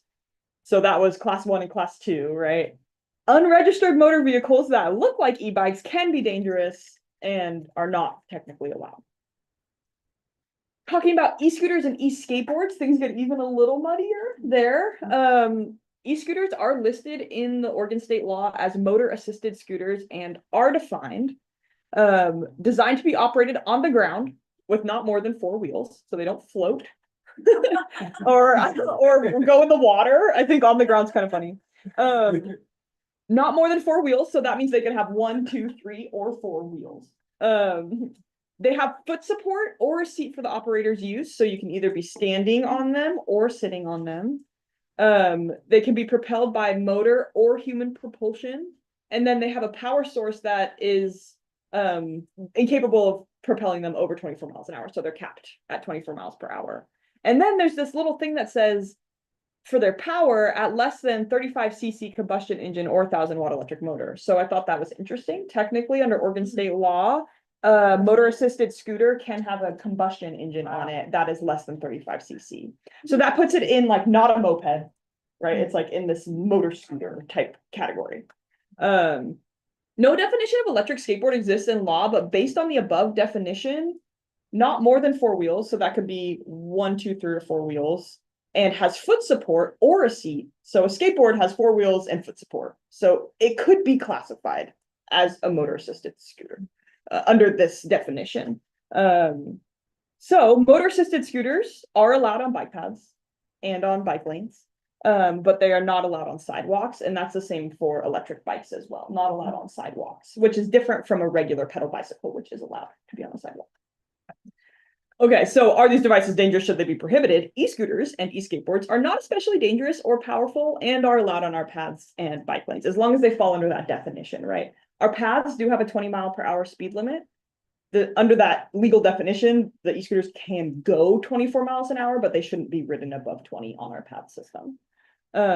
Overpowered devices are not allowed. So that's when you get into like a 50 cc scooter or a 1500-watt scooter. Now it's an overpowered device. And that's going to make it like not that powered means speed. Like it could still be capped at 24 miles per hour, but it could get to 24 miles a lot faster. And that's where that power comes into play. So no, not especially dangerous if they fall under the legal definition, right? So it's like with all this legal definition, what devices are allowed or not allowed? E-bikes that go 20 miles per hour or less are allowed. E-scooters and skateboards that go 20 miles per hour or less are allowed because that's our speed limit on our path system. Anything more powerful or without a speed limiter is not allowed or is prohibited. Okay, let's get back to this first question. Now that we've sort of defined what they are, why is the city supporting electric bike scooters and skateboards with the E-Ride Expo? I think the first piece is that education is clearly needed. Like, it's a little bit confusing when people are thinking about buying these machines and then riding them around. So the city is like, if we can insert ourselves into this conversation, we can be working with people to help them buy the machine that is legal. And that they can actually use on our paths, and so they don't get swindled into buying something that they're not even supposed to be riding. Swindled is maybe a hard word, but like, you know, not get confused and purchase something that they're not supposed to be using. The second piece is that electric mobility is not going to go away. It has been invented, it is here. And so we want to be working with people and get them using the right kind of vehicles and having good etiquette around it. Electric mobility is safer and greener than single occupancy vehicles. So anytime someone exchanges a driving trip for an e-scooter, e-bike, e-skateboard trip, that's a win from city goals and environmental perspective and livability perspective. And then the last piece is that they're more accessible to more types of people.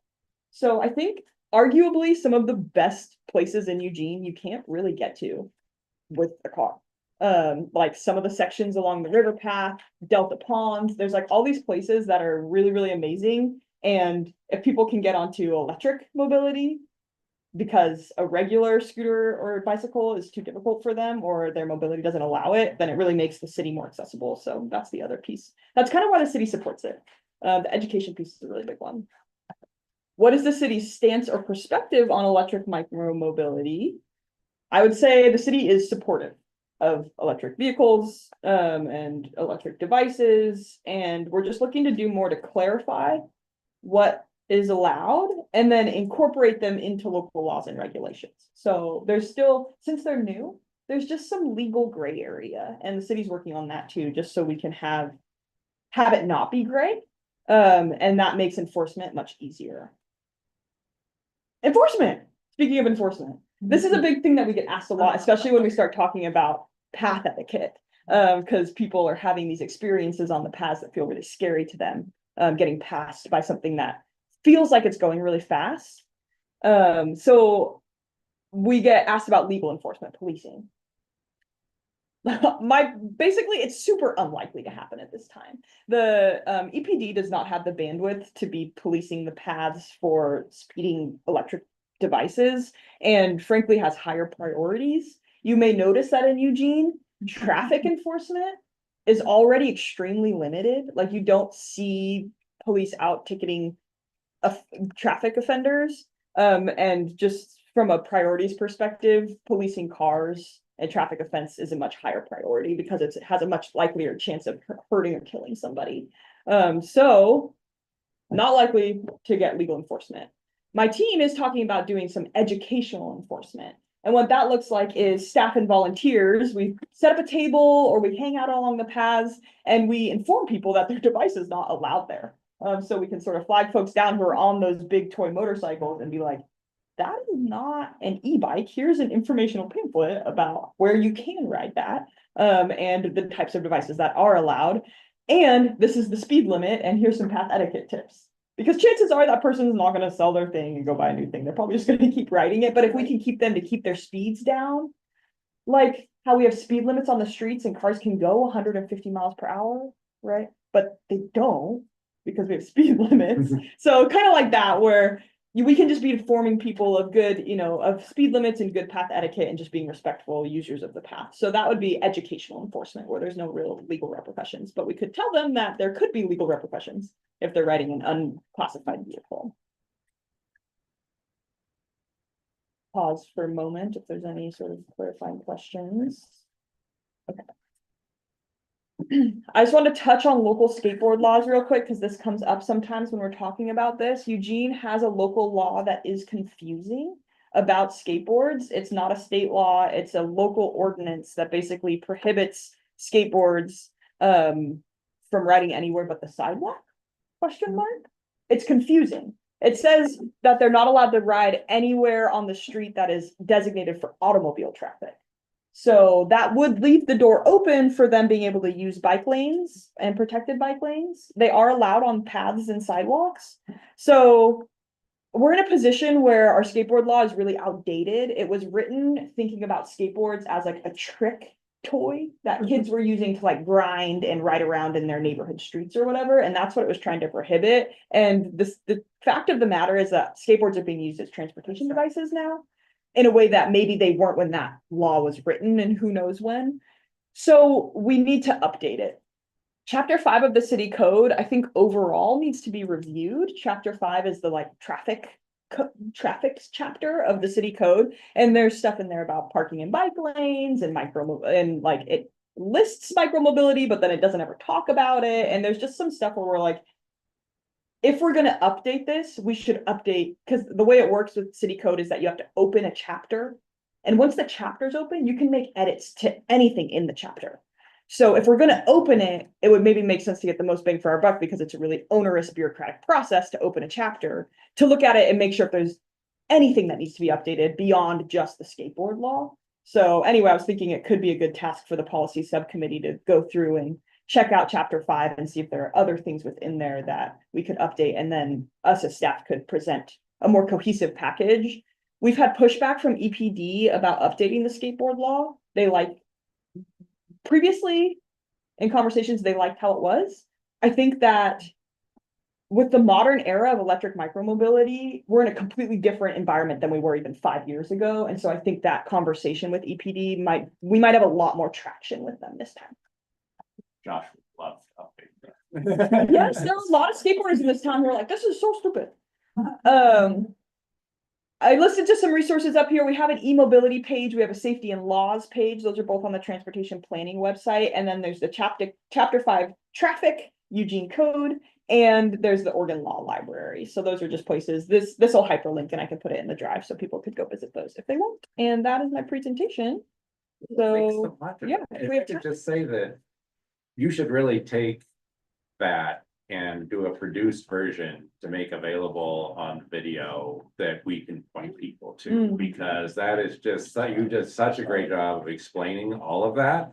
You know, both why the city is interested and involved, as well as what the rules are, that to have that on the city webpage and then to have it broadly available where we could say, you know, to anyone who has a question about, you know, electric mobility in the city, that we could say, watch Willow talk for 5 minutes, because she'll lay it all out in Okay. a way that's really convincing. Yeah, So that's a I good would idea. I Very would convincing. highly support you doing that. Okay, thanks, Charlie. I appreciate that. That's a Sure. good idea.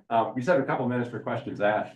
Oh, my couple, well, my first is, have we ever tried doing like those, like radar things that tell you what your speed is? on the Speed street? feedback signs. Oh, is that what those are? Yeah, they're called speed feedback, Those like work? when there's like a speed sign and then there's a secondary Yeah, speed sign yeah. that says how fast you're going. Is that what you're talking about? Points angrily at you. Yeah, or it'll say Fast. slow down or whatever. Yeah, yeah. We have talked about that. We haven't done it.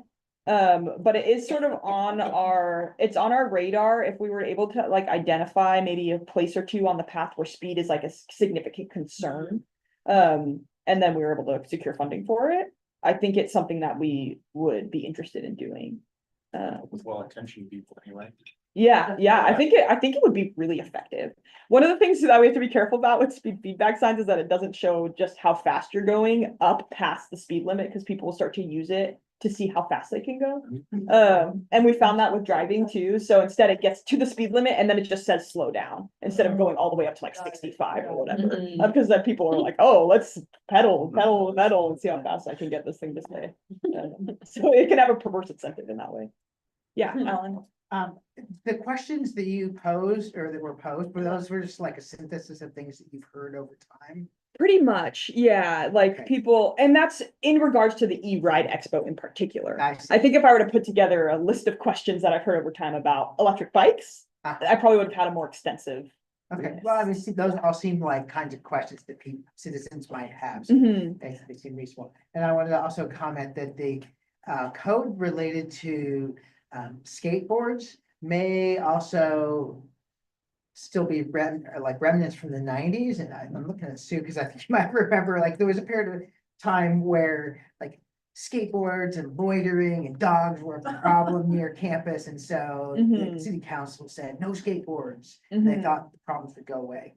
So I think those parts of the code might still be on the books. Yeah. Yeah, things have changed a Yeah. lot. Yeah, the times have changed, particularly with skateboards. Skateboards themselves have Yeah, changed yeah. a lot. So, You have another question?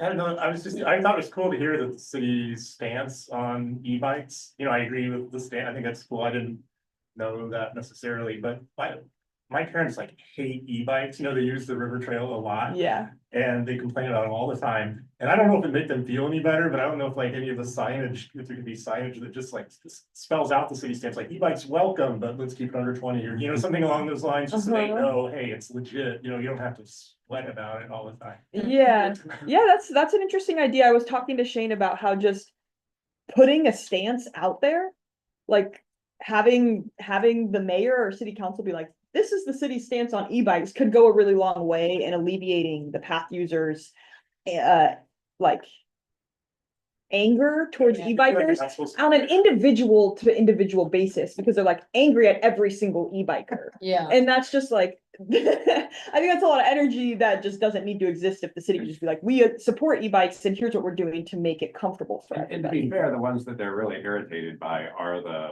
you know, the toy motorcycles. Yeah. You know, that, Essentially. You know, we are gonna have to move on here. Let me just really quickly get Nancy Sure. and Peter, if you have something really quick to go to do. Let's hear it. Yeah, I've never heard of a toy motorcycle before. And, but I know what it is. Yeah. Because I see these things that don't belong on the path. Right. And so I'm just wondering if you're thinking about signage, that places where there are like roads that go straight up to the path, like Maury Jacobs Park, places like that, that the signage could include no toy motorcycles, because if you're buying one, you probably know it's a toy motorcycle. Yeah, it's an interesting term that like Shane and I just were like, this feels like the best term for Yeah, I don't this. think that's the term that they're using. Yeah, but you know, there could be something, because Yeah, some of those people probably just don't know that yeah. it's not allowed. And I think there's some work where we've like classified class 1, 2, 3, and I think it would make sense to create a term for everything that falls out of that to help with that language so that we could get signage up that's like, don't ride these things Class here. Yeah, four is just anything like else. not Yeah. prohibited, gas supported. Right, motorbikes. yeah. Shameless plug with the E-Ride Expo is I am in charge of the experts tent for that. And so if you want to talk for 10 to 20 minutes about anything E-Ride Expo related, please come talk to me. It could be maybe you're a parent and love biking your kids around in their cargo bike and want to teach people how to do that. It could be something policy related, maybe you like bike touring with an e-bike. But yeah, if anyone wants to participate in the experts tent. Awesome. Thanks, Peter. Nice. All right. And well, again, thank you. That was really, like I say, I'd like to see that. Some version of that package. Yeah, I'll make a TikTok video. Perfect. Make it available on some platform I use.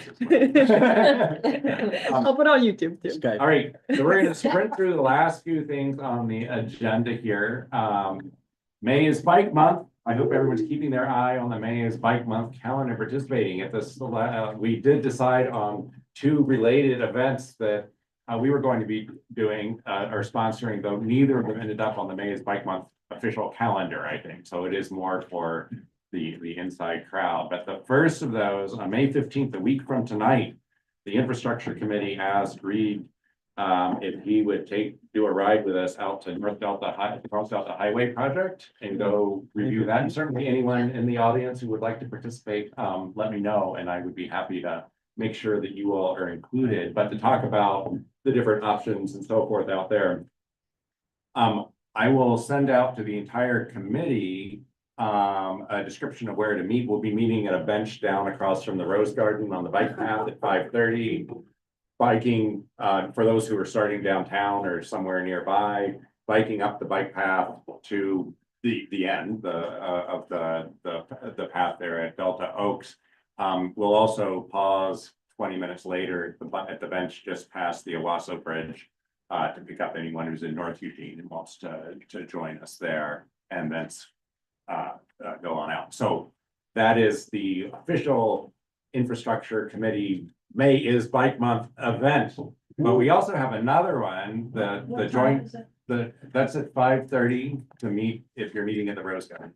5:50 if you're meeting just past the Owasso Bridge. And again, just come tell me, so I put your name down and make sure you get the information when I send out a reminder and a little map showing where the meeting points are and all those kind of things. So the other event is the joint event with BPAC in Springfield. I'm gonna let Brad talk about it. I did want to introduce Doug Bovee, who's our new official BPAC representative, and it's great to have someone here. We haven't really had anyone official, I think, since Rachel moved. Welcome, Doug, and we'll give you a chance to chat here in just a second, but first I'll let Brad describe the ride. Sure. So, Doug was there the night that we talked about this, at the BPAC. It was, one of their advisory people who came up with the idea, but the idea, for us to get together, meet our colleagues from BPAC, start here in Eugene, end up over there at another, bar stool, and, then ride back. So I think you probably got the email specifics, but it's Thursday, May 22nd, 5:00. And 5:00, we're gonna meet at Oakshire in Eugene here. And so the ride will take off at 5:30. Approximately getting in to Springfield little after 6. We'll stop at the new Oakshire there. And finish our census conversations that we started. And hang out, talk to our colleagues and so on. And then we'll have a return ride back to Eugene here at 7. So if you live in Springfield, if you come to Eugene, go to Springfield, and you want to ride back with us, you kind of go 4 times. But anyway, whatever combination you want to do, just a fun ride, get to know people, the things they're working on, the things we're working on, we can share and so on. So. Great. Thanks, Brian. You're back. Done. I don't have anything to add, except I think it's gonna be fun, the young ride. I'm looking forward to it. Excellent. Don't show up too. with your electric motorcycle. Right. Do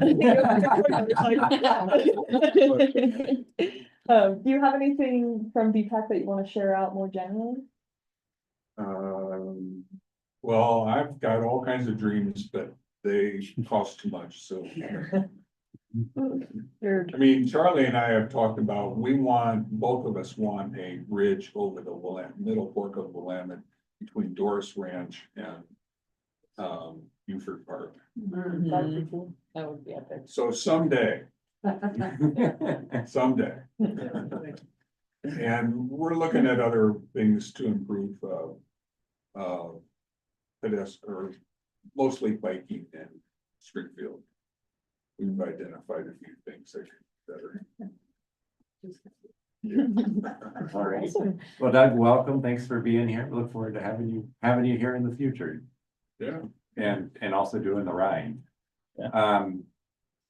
Other things on the under the end of the agenda item here, project updates and information share. I'll just mention that the Better Ways Block Party, year 2 of that, I believe, that the Better Eugene Springfield Transportation is sponsoring May 18th from 1 to 5 down at the Farmers Market Pavilion. Best, of course, supporting cleaner, healthier, safer transportation for people in Eugene, Springfield area. And so there will be various exhibits of all kinds, from walkers, bikers, electric mobility types and so forth. And everyone is certainly encouraged to come or find a group that's putting on an exhibit and help out, or it's probably still not too late to do your own if you're so inspired. We were, as a committee, asked to do something, but the request came in not too far in front of this meeting. So Willow and I made the executive decision that we weren't going to try and do that at this late date. Other things, the 24th Avenue updates and meeting and Franklin Boulevard update. Willow, do you have anything you'd like to share there? Yeah, so if you didn't hear, 24th Avenue, the city has decided to widen the bike lanes and remove off-street parking, which is, I would imagine, exciting for this group. We are having a final community meeting on the 13th of May, so next Tuesday, to present the findings and the decision to the community. So if you want to support that project, you can come down to the Roosevelt Middle School at 6 o'clock and join us for that meeting. And then I just wanted to mention on Franklin, we've kind of made a step moving towards construction on that project. We've hired a consultant to run some engineering analysis. We're doing an additional roundabout analysis just to confirm that that feels like the right choice for the corridor. And you might see, if you're over on Franklin, you might see some workers out there doing like drop tests and core analysis and stuff like that. That does not mean construction is starting. Construction is not slated till 2027, like beginning of 2027. So no panicking.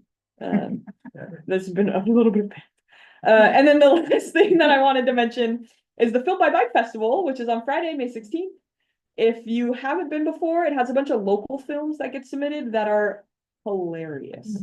Like the local films are always so funny and really, really good. And then some of the more national films are shown as well. So it's only $10 and it's free pizza. So highly recommend. Where is that? That's at the Straub Theater at the University of Oregon. It'll be free bike valet and free food. I'm at U of O, so. Yeah, Rachel's helping. Just like showing up. Yeah. Yeah, I'm helping to host that event.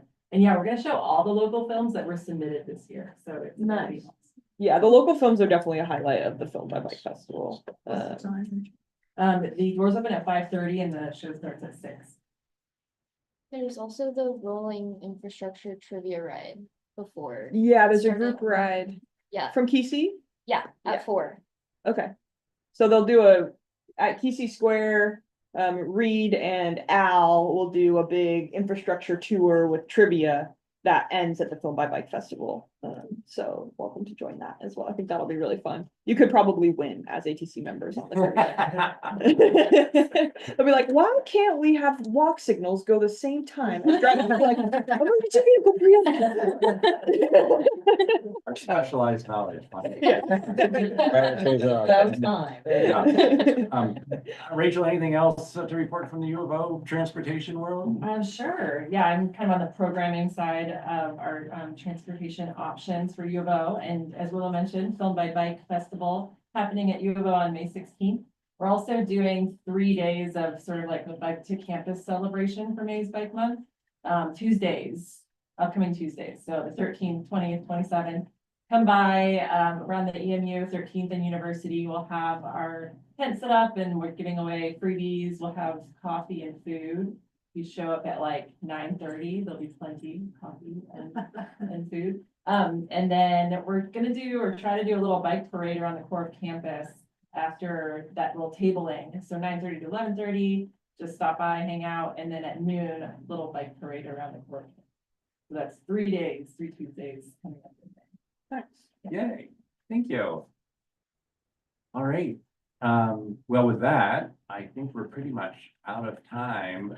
Infrastructure Committee, Subcommittee meets on Tuesday.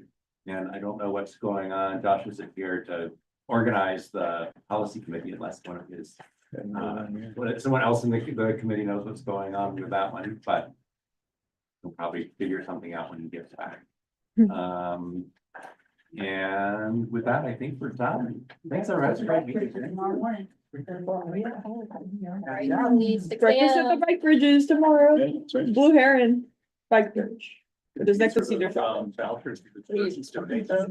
So most of our. Everything online. Which one's the so far? It's by Cedar Chavez. Yeah. It's by Cedar Chavez.